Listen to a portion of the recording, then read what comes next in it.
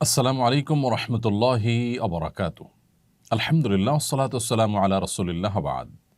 সুপ্রিয় দর্শক শ্রোতা ভাই বোন, আজ আমরা ইনশাআল্লাহ তাআলা হজের যত কমন প্রশ্ন আছে সেই কমন প্রশ্নগুলোর উত্তর দেওয়ার চেষ্টা করব ইনশাআল্লাহ বিইذনিল্লাহ এই ভিডিওর মাধ্যমে। প্রতি বছর আল্লাহর ঘরের পথযাত্রী সম্মানিত হাজী সাহেবগণ আমাদের কাছে অগণিত প্রশ্ন করে থাকেন। সে সমস্ত প্রশ্নগুলোর মধ্য থেকে আজ শতাধিক কমন প্রশ্ন উত্তর নিয়ে আমরা হাজির হয়েছি। আমরা আশা করছি যে আল্লাহর ঘরের মেহমানগণ হজের আদ্যপান্ত শুরু থেকে শেষ পর্যন্ত যে সমস্ত কমন খুঁটিনাটি প্রশ্নের মুখোমুখি হয়ে থাকেন সেগুলোর উত্তর পেয়ে যাবেন এই ভিডিওর মাধ্যমে। চলুন তাহলে আর বিলম্ব না করে আমরা শুরু করি। যে সমস্ত প্রশ্নগুলোর উত্তর দেওয়ার জন্য আমরা আজ আপনাদের সামনে হাজির হয়েছি সেগুলো আমরা শুরু করি। প্রথমে যে প্রশ্নটি আমি দেখতে পাচ্ছি তা হলো, কত টাকার মালিক হলে হজ ফরজ হয়? খুবই কমন একটি প্রশ্ন এবং খুব প্রয়োজনীয় একটি প্রশ্ন।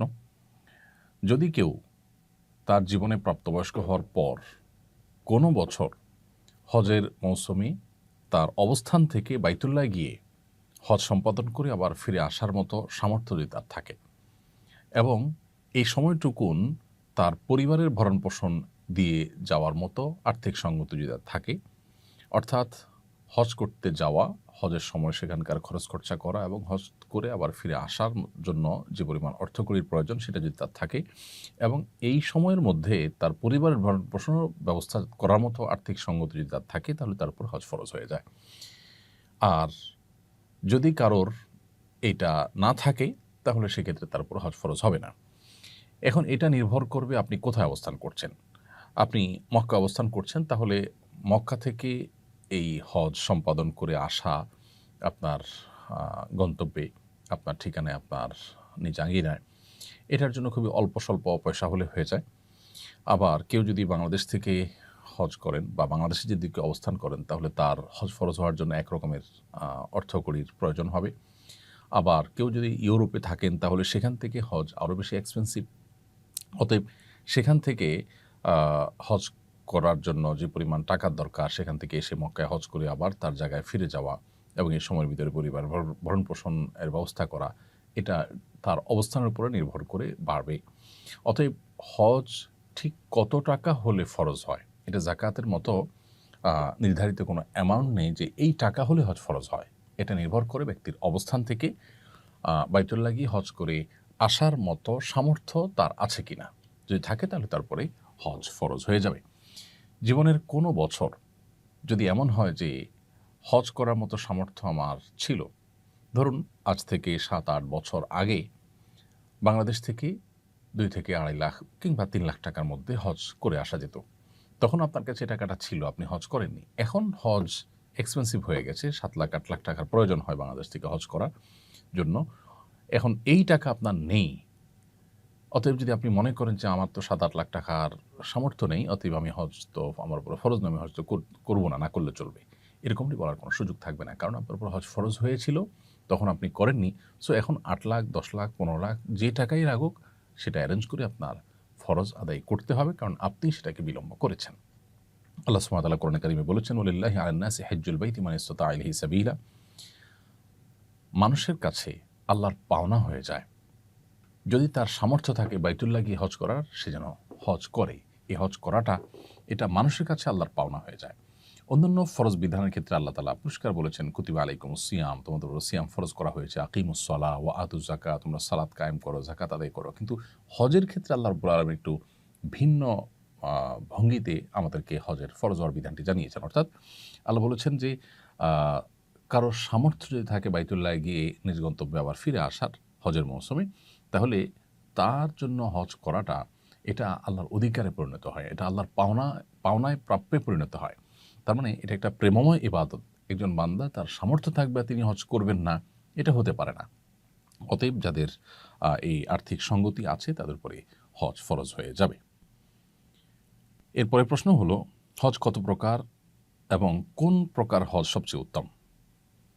হজ 3 প্রকার: হজ্জে ইফরাদ, হজ্জে তামাত্তু, হজ্জে কিরান। হজ্জে ইফরাদ হলো হজের সময়ে এহরাম বেঁধে কেউ হজের উদ্দেশ্যে মক্কায় প্রবেশ করলেন এবং সরাসরি তিনি হজ করলেন, তিনি ওমরা সম্পাদন করলেন না। যে এহরামে তিনি প্রবেশ করলেন মিকাতে, সেখান থেকে তিনি হজের নিয়ত করেই প্রবেশ করেছেন এবং প্রবেশ করার পর তিনি সরাসরি মিনায় গিয়ে হজ সম্পাদন করেছেন। মাঝে তিনি তওয়াফ করতে পারেন, সেটা ভিন্ন বিষয়, নফল তওয়াফ হিসেবে সেটা গণ্য হবে। কিন্তু তিনি হজের যে কার্যক্রম আছে মূল হজের, সেটাই শুধু করলেন। হজের আগে তিনি কোনো উমরা করার নিয়ত করলেন না মিকাত থেকে। এটা হলো হজ্জে ইফরাদ বা শুধু হজ। আর হজে তামাত্তু হলো মিকাত থেকে কেউ নিয়ত করলেন যে তিনি হজ এবং উমরা দুইটাই করবেন, তবে উমরা করার পর তিনি হালাল হয়ে যাবেন, স্বাভাবিক হয়ে যাবেন। এরপর আবার হজের যে মূল দিনগুলো আসবে, অর্থাৎ 8 জিলহজ, তখন তিনি আবার এহরাম পরে নতুন করে হজের জন্য কার্যক্রম শুরু করবেন। তো উমরা করে তিনি রিল্যাক্স হয়ে যাবেন, এরপর আবার এহরাম পরে তিনি হজ সম্পাদন করবেন। এরকম নিয়ত করলে সেটাকে বলা হয় হজে তামাত্তু। আর যদি কেউ মিকাত থেকে কেউ ওমরা এবং হজ দুইটাই করবেন একসাথে, অর্থাৎ একই এহরামে থেকে তিনি ওমরা সম্পাদন করার পর ওই পোশাকে ওই এহরামের নিয়তে থেকেই হজ সম্পাদন করবেন, এটাকে বলা হয় হজে কেরান। এর মধ্যে কোন হজ উত্তম, এটা নিয়ে ফোকাহের মধ্যে মতভিন্নতা আছে। ইমাম মালিক রাহিমাহুল্লাহর মতে হজে ইফরাদ উত্তম, ইমাম আহমদ ইবনে হাম্বল রাহিমাহুল্লাহ এবং শাফি রাহিমাহুল্লাহর মতে হজে কেরান, হজে তামাত্তু উত্তম। আর হানাফি মাযহাবুল উলামা ইকরামের মতে হজে কেরান উত্তম। নবী করিম সাল্লাল্লাহু আলাইহি সাল্লাম হজে কেরান করেছেন। তিনি যেহেতু হজে কেরান সম্পাদন করেছেন এবং হজে কেরান করতে একটু কষ্টও হয়, কারণ উমরা সম্পাদন করার পর ওই এহরামেই আবার হজের জন্য অপেক্ষা করতে হয়, এহরামের নিষিদ্ধ বিষয়গুলোকে মেনটেন করে চলতে হয় এই সময়টার মধ্যেই, এটা একটু কষ্টের। তো ওলামায়ে আহনাফ বলেন যে এটা উত্তম, তাছাড়া নবী সাল্লাল্লাহু আলাইহি সাল্লাম এটি করেছেন। কিন্তু অন্যান্য ওলামায়ে ইকরাম যারা হজে তামাত্তু উত্তম বলেন, তাদের যুক্তি হলো নবী করিম সাল্লাল্লাহু আলাইহি সাল্লাম হজ্জে কেরান করলেও তিনি সাহাবীদেরকে বলেছেন যে আমি আমার সাথে হাদি, অর্থাৎ হজ করার পর যে দমে শুকর বা কোরবানি করতে হয় সেটি নিয়ে এসেছি, যার কারণে আমাকে কেরান করতে হচ্ছে, না হলে আমি তামাত্তু করতাম। এরকম তার আকাঙ্ক্ষা তিনি ব্যক্ত করেছেন, মর্মে বিভিন্ন বর্ণায় পাওয়া যায়। সেজন্য তামাত্তুকে উত্তম বলেছেন অনেক উলামা ইকরাম। এখনকার বাস্তবতা হলো যে সারা বিশ্বের বেশিরভাগ হাজিরাই তামাত্তু হজ করেন, কারণ সেটা তুলনামূলকভাবে একটু ইজি। কেরান হজ খুবই স্বল্প সংখ্যক হাজিরা করেন। আমাদের দেশ থেকেও হানাফি মাযহাবের অনুসারেই উলামা ইকরাম এবং সাধারণ হজযাত্রীদের মধ্যেও কেরান হজ করার মানুষের সংখ্যা খুবই কম। কারণ হজের ফ্লাইট যদি হয়ে থাকে মূল হজের 20 দিন 15 দিন আগে, তাহলে পুরো সময়টা এহরাম মেনটেন করে থাকাটা একটু কষ্টসাধ্য। সেজন্য আসলে সবাই প্রায় তামাত্তু হজই করে থাকেন। আর একেবারে শেষের দিকে যাদের ফ্লাইট, তারা অবশ্য হজে কেরান করতে পারেন। তাহলে হজে কেরান উত্তম হলো হানাফি মাযহাব অনুযায়ী। আর ইমাম আহমদ ইবনে হাম্বল রাহিমাহুল্লাহ সহ সৌদি আরবের উলামা ইকরাম, ইমাম শাফি রাহিমাহুল্লাহর একটি মত, তাদের মত অনুযায়ী হজে তামাত্তু উত্তম। এখন পৃথিবীতে বেশিরভাগ হাজিরাই হজে তামাত্তু করে থাকেন। হজ ফরজ হওয়ার পর কয়েক বছর পর হজ করলে কি গুনাহ হবে? এর উত্তর হলো, যে বছর হজ ফরজ হয়েছে, যখনই টাকা পয়সার মানুষ মালিক হলেন, আবার যাও হজ ফরজ হওয়ার পর কয়েক বছর পর হজ করলে কি গুনাহ হবে? এর উত্তর হলো, যে বছর হজ করার জন্য আর্থিক সঙ্গতি আল্লাহ তাআলা দিয়েছেন, সেই বছরই হজের চেষ্টা করতে হবে। এটিকে ওয়াজিব আল ফওর বলা হয়, অর্থাৎ সামর্থ্য হওয়ার সাথে সাথেই নিকটতম বছরেই হজ সম্পাদন করতে হবে, এটি আবশ্যক। যদি সেটা না করেন এবং বিলম্ব করেন, বিশেষ করে ঠুনকো ওজরের ভিত্তিতে যে আমি ব্যস্ত, এই মুহূর্তে সময় করতে পারছি না, 2 বছর পরে করব, 4 বছর পরে করব, জীবনে একবার করলেই তো হলো, এরকম ঠুনকো অজুহাতের কারণে যদি হজকে বিলম্ব করেন কেউ, তাহলে সেটি পরিষ্কার গুনাহ হবে। নবী করিম সাল্লাল্লাহু আলাইহি ওয়াসাল্লাম বলেছেন, তাহাজ্জালু ইলাল হজ, তোমরা হজ বিলম্ব না করে দ্রুততার সাথে সম্পাদন করো। কেন? ফাইন্নাহু লা ইয়াদরি মা ইয়ারিদুলাহ, কারণ কোনো ব্যক্তি হজকে যে বিলম্ব করবে, 2-4 বছর পরে করবে, সে তো জানে না যে কী তার জন্য অপেক্ষা করছে। কোনো বিপদ তার এসে পড়তে পারে, কোন বিপদের মুখোমুখি সে হতে পারে। অতএব তার হজ বিলম্ব করা উচিত নয়। এই কারণেই হজকে বেশিরভাগ উলামা ইকরাম ওয়াজিব বা আলাল ফওর বলেছেন, অর্থাৎ সামর্থ্য হওয়ার সাথে সাথেই নিকটতম বছরই হজ আদায় করা উচিত এবং কর্তব্য, আবশ্যক। যদি কোনো কারণে বিলম্ব করেন, গুনাহগার হবেন। এরপর তিনি যদি হজ করে ফেলেন পরবর্তীতে কোনো বছরে, তাহলে উলামায়ে আহনাফের মতে তার গুনাহ যেটি হয়েছিল সেটি উঠে যাবে। অন্যান্য উলামা ইকরাম অবশ্য সেটি বলেন না। অর্থাৎ খোলাসা কথা হলো যে, একান্ত নিরুপায় না হলে হজ বিলম্ব করা উচিত না। নিরুপায় কীরকম? কেউ হজ করার জন্য অর্থ করে জোগাড় করেছেন, আর্থিক সঙ্গতি হয়েছে, কিন্তু তার দেশ থেকে নিষেধাজ্ঞা আছে, তার নামে কোনো মামলা হয়েছে বা কোনো পলিটিক্যাল পরিস্থিতির মুখোমুখি হয়েছেন, তিনি যেতে পারছেন না। এরকম ওজোরের কারণে যদি বিলম্ব করেন তাহলে গুনাহ হবে না। অথবা হজ করার মতো আর্থিক সংগতি হলো, এদিকে কোভিড-19 এর মতো পরিস্থিতি শুরু হয়েছে যে লকডাউন এবং বিমান চলাচল হচ্ছে না, যার কারণে তিনি যেতে পারছেন না। এরকম পরিস্থিতিতে তিনি বিলম্ব করতে পারেন। এছাড়া মেয়ে বিয়ের উপযুক্ত, তাকে এখনো বিয়ে দেওয়া হয়নি, বা আমার অন্য কাজ আছে, বা আমি এখন ব্যস্ত, এ সমস্ত কারণে যদি বিলম্ব করা হয় সেটা পরিষ্কার গুনাহের কারণ হবে। এরপরে প্রশ্ন হলো, আর্থিকভাবে সচ্ছল কিন্তু শারীরিকভাবে অক্ষম এরকম ব্যক্তির হজের বিধান কি? আল্লাহ যাদেরকে আর্থিক সচ্ছলতা দিয়েছেন তিনি হজ করে আসামতো টাকার মালিক, কিন্তু শারীরিক সঙ্গতি নেই। এরকম ব্যক্তি সুস্থ হওয়ার যদি সম্ভাবনা থাকে তাহলে যখন সুস্থ হবেন তখন তার উপর হজ করা ফরজ হবে, তখন তিনি হজ করে ফেলবেন। আর যদি তার সুস্থ হওয়ার সম্ভাবনা না থাকে তাহলে সেক্ষেত্রে তিনি অন্য কাউকে তার এই টাকা দিয়ে বদলি হজে পাঠাবেন। এমন কোনো ব্যক্তিকে পাঠাবেন যিনি নিজের হজ করেছেন, তাহলে সেই ব্যক্তি এই শারীরিকভাবে অক্ষম ব্যক্তির তরফ থেকে বদলি হজ করবেন। এবং একই সাথে তিনি শারীরিকভাবে সক্ষমতা এবং সামর্থ্য এটি অর্জন নাও করতে পারেন, কখনোই আশঙ্কা থাকলে তিনি ওসিয়ত করবেন যে আল্লাহ না করুন আমি যদি সুস্থ হয়ে উঠতে না পারি বা সুস্থ হয়ে হজ করার সুযোগ না পাই, তাহলে আমার যে অর্থ রেখে যাচ্ছে এটা দিয়ে যেন আমার তরফ থেকে বদলি হজের ব্যবস্থা করা হয়। ইনশাআল্লাহ এতে তিনি দায়মুক্ত হবেন এবং তার ফরজ আদায় হয়ে যাবে। এরপরে প্রশ্ন হলো, হারাম টাকা দিয়ে হজ করলে হজ আদায় হবে কিনা? কেউ যদি অবৈধ টাকা বা হারাম উপায়ে উপার্জিত টাকা দিয়ে হজ করেন তাহলে কাগজে কলমে তার হজ হয়ে যাবে, কিন্তু এর কারণে তিনি যেমন গুনাহগার হবেন, তেমনিভাবে তার এই হজ আল্লাহ সুবহানাহু ওয়া তাআলার কাছে অ্যাকসেপ্টেবল হবে না, গ্রহণযোগ্য হবে না। হজের যে সওয়াব, হজের যে মূল উপকারিতা সেটা থেকে তিনি বঞ্চিত হবেন। তবে তিনি আইনি যে রায় সেটা থেকে মুক্ত হবেন, অর্থাৎ ফরজ আদায় হয়েছে এটি বলা যাবে।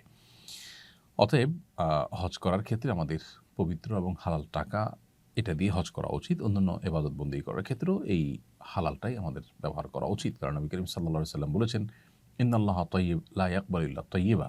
আল্লাহ তাআলা পবিত্র, তিনি পবিত্র ছাড়া হারাম কোনো অর্থ, হারাম কোনো দান, হারাম কোনো প্রচেষ্টা এটা আল্লাহ তাআলা গ্রহণ করেন না। অতএব হজ করার ক্ষেত্রেও হালাল টাকায় হজ করা উচিত। এরপরে প্রশ্ন হলো, ঋণগ্রস্ত ব্যক্তি হজ করলে তার হজ হবে কিনা? যদি ঋণগ্রস্ত ব্যক্তি হজ করেন তাহলে তার হজ করতে গিয়ে যদি ঋণ আদায়ে কোনো প্রকার অসুবিধা তৈরি না হয়, তার ঋণটা যদি সিস্টেমিক্যাল ঋণ হয়, যেমন কিস্তিতে তিনি পরিশোধ করছেন এবং নিয়মতান্ত্রিকভাবে কিস্তি দিতে দিতে একটা সময় পরিশোধ হবে, সেরকম ব্যবস্থা আছে এবং পাওনাদারের সাথে সেরকম বোঝাপড়া আছে, তাহলে সেক্ষেত্রে তিনি ঋণগ্রস্ত অবস্থায় হজ করতে পারেন। আর যদি ব্যাপারটা এরকম হয় তারপর হজ ফরজ হয়নি, বরং তিনি ঋণগ্রস্ত, এখন ঋণের টাকা না দিয়ে, পাওনাদারদের দাবি আছে সেটা না দিয়ে তাদের সাথে গড়িমসি করে তাদেরকে আপনার ঋণ পরিশোধে বিলম্ব করে তাদের হক নষ্ট করে তিনি যদি হজ করতে যান সেটি তার জন্য উচিত হবে না, জায়েজ হবে না। তবে যদি তিনি হজ করে ফেলেন তার হজ হয়ে যাবে, সেটা ভিন্ন বিষয়। বাট ঋণের টাকা না দিয়ে পাওনাদারদেরকে ঝুলিয়ে রেখে তার এই হজের যে আসল প্রাণ, হজের যে আসল উপকারিতা সেটা থেকে তাকে বঞ্চিত করবে। অতএব ঋণগ্রস্ত ব্যক্তি পাওনাদারের ঋণ পরিশোধকে অগ্রাধিকার দিতে হবে। হ্যাঁ, যদি তার উপরে কখনো জীবনে হজ ফরজ হয়ে থাকে তাহলে তো তার হজ করতেই হবে, যেহেতু ফরজ হয়েছে, তিনি বিলম্ব করেছেন কোনো কারণে, এখন ঋণগ্রস্ত হয়ে গেছেন, তাহলে হজ করার জন্য তিনি তার জমি জমা বিক্রি করে, স্থাবর সম্পত্তি বিক্রি করে হলেও হজ করতে হবে। এরপরে প্রশ্ন হলো, কারোর যদি অনেক জমি জমা থাকে কিন্তু ক্যাশ ক্যাপিটাল না থাকে তাহলে জমি জমা বিক্রি করে তার কি হজ করা ফরজ? খুবই গুরুত্বপূর্ণ একটি প্রশ্ন। আমাদের সমাজে বিশেষ করে গ্রামে এরকম অনেক লোক আছেন যাদের প্রচুর পরিমাণ ক্ষেত খামার, প্রচুর পরিমাণ ক্ষেতের জমি বা বিভিন্ন রকমের ল্যান্ড আছে, বিভিন্ন রকমের স্থায়ী অ্যাসেট আছে, কিন্তু তার কাছে ক্যাশ টাকা নেই। তাহলে তার হজ ফরজ হবে কিনা? এর উত্তর হলো, যে সমস্ত জমি জমা বা যে সমস্ত ল্যান্ড বা স্থায়ী সম্পদের উপর তিনি নির্ভরশীল, যেমন জমির ফসল ওঠে সেটা দিয়ে তার বছর চলে, অথবা তার ফ্ল্যাট আছে সেটা দিয়ে তিনি ভাড়া পান, সেটা দিয়ে তার সংসার চলতে হয়, এরকম যদি হয় তাহলে সেক্ষেত্রে তার জন্য এগুলো বিক্রি করে হজ করা ফরজ হবে না।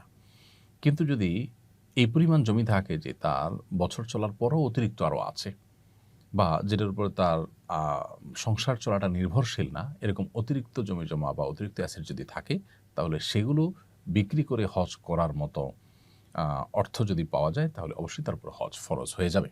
তাহলে খোলাসা এবং সারাংশ হলো যে জমি জমার উপার্জনের উপরে যা আছে সেটার পুরাটুকুর উপার্জনের উপরে যদি তার সংসার চলাটা বা তার নির্ভরশীলতাটা ওইটার উপরে হয়, তাহলে সেক্ষেত্রে এটা বিক্রি করে হজ করাটা তার জন্য ফরজ নয়। কিন্তু যদি এর বাইরে অতিরিক্ত থাকে, যেগুলো আসলে তার যেগুলোর উপার্জন বা যেগুলোর আয় বা যেগুলোর ফসল এটার উপরে তার সংসার নির্ভর করে না বা তিনি নির্ভরশীল নন, অর্থাৎ অতিরিক্ত আছে, তাহলে সেগুলো বিক্রি করে হজ করার মতো টাকা যদি পাওয়া যায় তাহলে অবশ্যই তাকে সেগুলো বিক্রি করে হজ করতে হবে। ছোটবেলায় হজ করলে কি বড় হওয়ার পর পুনরায় হজ করতে হবে? যদি কেউ প্রাপ্তবয়স্ক হওয়ার আগে শৈশবে বা আপনার নাবালিগ অবস্থায় বাবা মার সাথে বা অন্য কারোর সাথে হজ করেন, তাহলে এই হজটা তার জীবনের ফরজ হজ হিসেবে যথেষ্ট হবে না, বরং এই হজটা নফল হজ হবে। কারণ কেউ অপ্রাপ্তবয়স্ক অবস্থায় শরীয়তের কোনো ফরজ বিধান তার উপরে বর্তায় না, বিধায় হজের ফরজ বিধানটি তার উপরে বর্তায়নি যখন তিনি অপ্রাপ্তবয়স্ক অবস্থায় হজ করেছেন। এর ফলশ্রুতিতে যে আধ্যাত্মিক সুফল, হজের যে বরকত, হজের কারণে যে স্পিরিচুয়াল উপকারিতা, এটা শিশু হিসাবে আল্লাহ তাআলা তাকে দিবেন বা তিনি সেটা পাবেন ইনশাআল্লাহ, সেটা ভিন্ন বিষয়। বাট প্রাপ্তবয়স্ক হওয়ার পর এই শিশুই যখন অর্থের মালিক হবেন, হজ করার মতো সামর্থ্য তার হবে, সঙ্গতি তার হবে এবং হজের ফরজ বিধান তার উপরে বর্তায়, সেরকম পরিস্থিতি যদি তৈরি হয়, তাহলে তখন তাকে হজ করতে হবে পৃথকভাবে। তার সেই শৈশবের হজটি তার পরবর্তীতে হজ ফরজ হলে সেই ফরজ হজের তরফ থেকে যথেষ্ট হবে না। এরপরে প্রশ্ন হলো, হজে যাওয়ার আগে আত্মীয় স্বজন ও পাড়া পড়োশীদের খাওয়ানো কতটা যুক্তিযুক্ত? কোরআন হাদিস কি বলে সম্পর্কে? হজে যাওয়ার আগে আত্মীয় স্বজনকে ডেকে খাওয়াতে হবে এরকম কোনো বাধ্যবাধকতা বা এরকম কোনো নির্দেশনা কোরআন বা সুন্নাহর কোথাও পাওয়া যায় না। এটা যদি কেউ আত্মীয় স্বজনের দোয়া নেওয়ার জন্য হজের সফর থেকে তিনি ফিরে আসেন না আসেন, তাদের কাছ থেকে মাপটাপ চাওয়ার জন্য করেন, তাহলে এটা মুবাহ বা জাস্ট জায়েজ কাজ হতে পারে। কিন্তু এর মাধ্যমে তিনি যে হজে যাচ্ছেন সেটা মানুষকে জানালেন, এটা তার লৌকিকতা বা প্রদর্শন ইচ্ছা থেকে যদি হয়, তাহলে সেক্ষেত্রে সেটি গুনাহের কারণ হবে। অতএব হজে যাওয়ার আগে আত্মীয় স্বজনকে ডেকে খাওয়ানোর কোনো আলাদা নির্দেশনা কোরআন সুন্নাহর কোথাও নেই। তবে এটা যদি কেউ করেন, সেটি নির্ভর করবে নিয়তের উপরে। যদি সাধারণ শুদ্ধ স্বাভাবিক কোনো নিয়ত থাকে যে সবাই কাছ থেকে দোয়া নিয়ে আমরা গেলাম, তাহলে সেক্ষেত্রে এটা জায়েজ হতে পারে। অন্যথায় এটি কিন্তু গুনাহের কারণ হবে। অনেক আত্মীয় স্বজন হজের কথা শুনলে বলেন, আমার নাম নিয়ে কাবা শরীফে একটু দোয়া করবে অথবা মদিনায় আমার সালাম পৌঁছে দিবে। এটা কতটুকু সঠিক? যদি তার নাম ভুলে যাই বা স্মরণ না থাকে, তাহলে কি গুনাহ হবে? কেউ যদি আপনার কাছে মক্কায় গিয়ে কাবা শরীফ গিয়ে তার জন্য দোয়ার আর্গুমেন্ট করে, তাহলে সেটা রক্ষা করা উচিত। তার জন্য আল্লাহর কাছে দোয়া করা উচিত, তিনি যদি কোনো দোয়া চেয়ে থাকেন। আর কেউ যদি বলেন যে আমার সালাম নবী সাল্লাল্লাহু আলাইহি ওয়াসাল্লামের রওজায় পৌঁছে দিও, তো সেক্ষেত্রে উলামা ইকরামের মধ্যে দুটি মত আছে। অনেক উলামা ইকরাম বলেন যে এটির কোনো প্রয়োজন নেই, কারণ প্রত্যেক ব্যক্তির দুরূদ পৌঁছানোর জন্য আল্লাহর পক্ষ থেকে ফেরেশতা নিযুক্ত আছে, যেমনটি বিশুদ্ধ হাদিসে বর্ণিত হয়েছে। অতএব যেখানে আমরা পৃথিবীর যে কোনো প্রান্তে দুরূদ পড়লে, সালাম পেশ করলে সাথে সাথে আল্লাহ তাআলার স্বয়ংক্রিয় সিস্টেমে সেটা নোট হয়ে যায় ফেরেশতার কাছে এবং ফেরেশতা সেটা নবী সাল্লাল্লাহু আলাইহি ওয়াসাল্লামের কাছে পেশ করেন, একেবারে নাম উল্লেখ করে যে, হে আল্লাহর রাসূল, আপনার প্রতি অমুক জায়গা থেকে অমুকের ছিল অমুক সালাম পেশ করেছেন, দুরূদ পেশ করেছেন। তাহলে সেখানে মানুষকে দিয়ে আবার সালাম পাঠানোর কোনো প্রয়োজন নেই। এর বিপরীতে অন্যান্য উলামা ইকরাম অনেকে বলেন যে এটি করা যেতে পারে, এটি করলে কোনো অসুবিধা নেই। এবং তাবেঈদের কথা, যে কোনো তাবেঈদের মধ্যে এটা পাওয়া যায় যে তারা যেমন খলিফা ওমর ইবনে আবদুল আজিজ, তাবেঈদের মধ্যেও কাউ পাওয়া যায় যে তারা এভাবে সালাম পাঠিয়েছেন অন্য কারোর মাধ্যমে। ওমর ইবনে আবদুল আজিজ রাহিমাহুল্লাহ তিনি সালাম পাঠানোর কথা বর্ণিত হয়েছে এক বর্ণনায়। তো এগুলোর উপর ভিত্তি করে অন্য উলামা ইকরাম এটাকে জায়েজ বলেন। কিন্তু সাহাবা ইকরাম বা হাদিসে মূলত একজন আরেকজনের জন্য দোয়া করা, দোয়া চাওয়া, এগুলো বর্ণিত হলেও সালাম পেশ করা নবী সাল্লাল্লাহু আলাইহি ওয়াসাল্লামের কাছে কারোর মাধ্যমে, এটি কোনো হাদিস দ্বারা ওইভাবে আসলে সাব্যস্ত হয় না।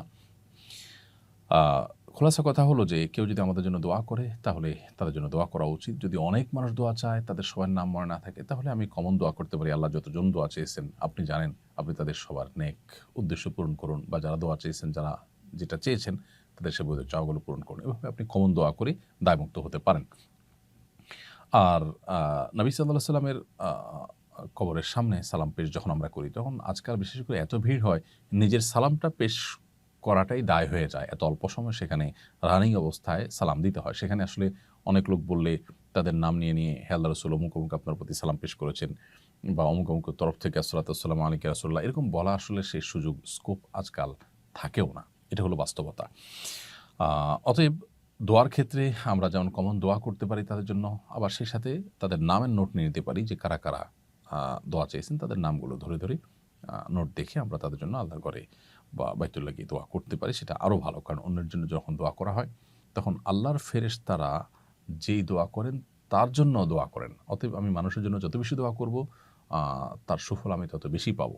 আমি দোয়া করব মানুষ হয়ে, আর তার বিপরীতে তার জন্য আমি যা দোয়া করলাম আল্লাহর ফেরেশতারা সেটা আমার জন্য দোয়া করবেন। অর্থাৎ আমার চাইতে উত্তম ব্যক্তি আমার জন্য দোয়া করবেন। অতএব এক্ষেত্রে আমাদের কার্পণ্য করা উচিত নয়। হজের প্রস্তুতি হিসাবে কি, কি কাজ করা উচিত? হজে যাওয়ার আগে বা আমরা মক্কায় পৌঁছার পর মূল হজের আগে প্রস্তুতি হিসাবে আমাদের সবচেয়ে গুরুত্বের সাথে যেটি করা উচিত তা হলো হজের মানসিক প্রস্তুতি গ্রহণ করা। হজ এটা একটা প্রেমময় ইবাদত। ইব্রাহিম আলাইহিস সালামের স্মৃতি বিজড়িত আল্লাহর কুদরতের বিভিন্ন নিদর্শনগুলো পরিদর্শন করা, অবলোকন করা, দেখা, প্রত্যক্ষ করা এবং এর মাধ্যমে নিজের ঈমানি শক্তিকে শানিত করা, জাগ্রত করা, এটা হজের অন্যতম উদ্দেশ্য। এজন্য হজের যে আধ্যাত্মিক শিক্ষা সেটাকে জানার চেষ্টা করা, সেটাকে বোঝা এবং অনুভব করার চেষ্টা করা।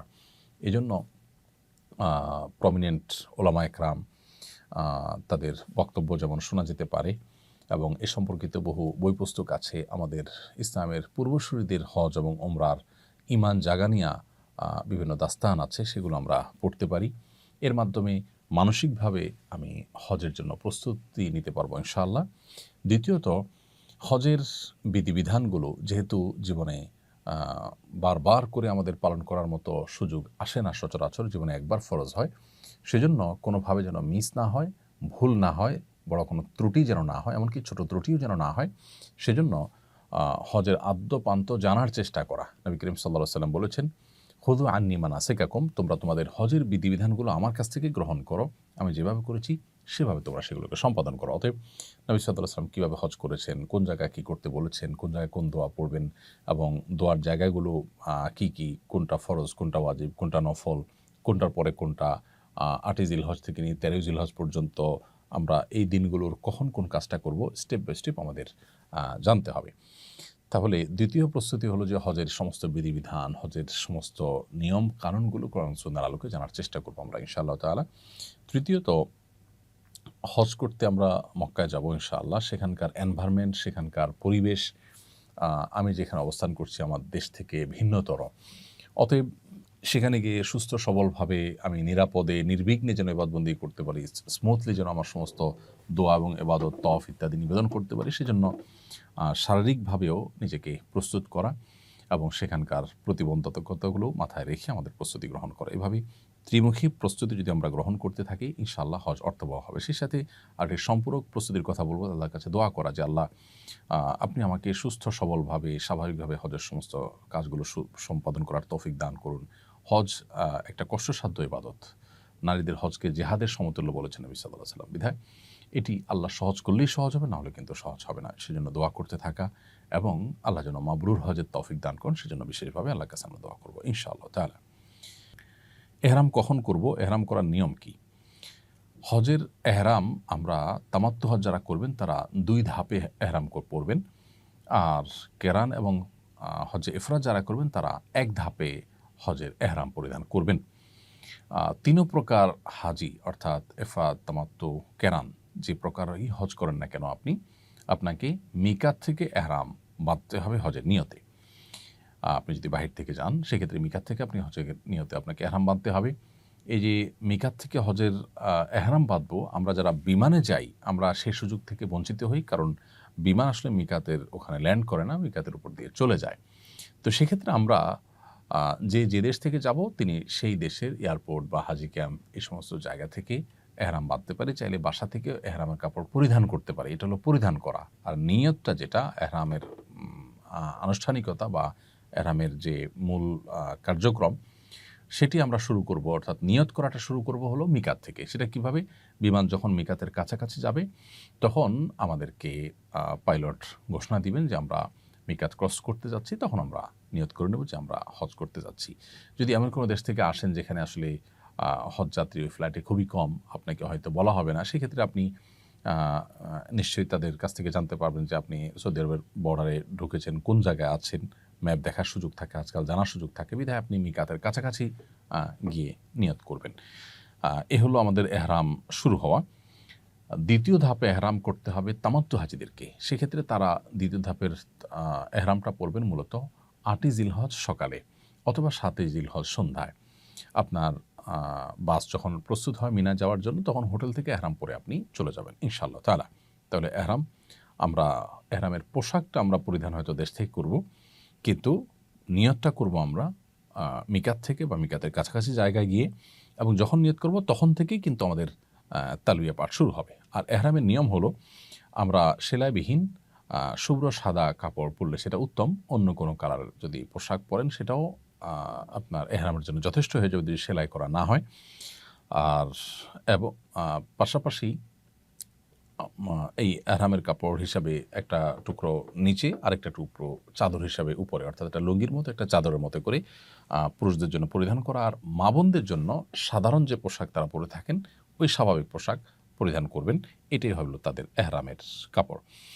তো এহরামের নিয়ম হলো যে আমরা মিকাতে গিয়ে না নামার সুযোগ না থাকে তাহলে তার আগে থেকে আমরা উত্তম রূপে মাথা থেকে পা পর্যন্ত পুরো শরীরকে ফ্রেশ করে, নখ, অবাঞ্ছিত লোম ইত্যাদি কেটে উত্তম রূপে গোসল করে তারপর আমরা এহরামের কাপড় পরিধান করব। 2 রাকাত নামাজ পড়ব, নামাজের কোনো ফরজ ওয়াক্ত হলে ফরজ নামাজ পড়ব, না হলে 2 রাকাত নামাজ পড়ে আমরা এহরামের কাপড় পরে ফেলব। এরপর মিকাতের কাছাকাছি গিয়ে লাব্বাইকা হাজ্জান বা লাব্বাইকা উমরাতান, আপনি যেটা করছেন সেটা নিয়ত করে তারপর থেকে তালবিয়া শুরু করবেন। তাহলে এ হলো এহরাম আমরা কখন করব এবং এহরামের নিয়ম কি সে সম্পর্কে বিস্তারিত।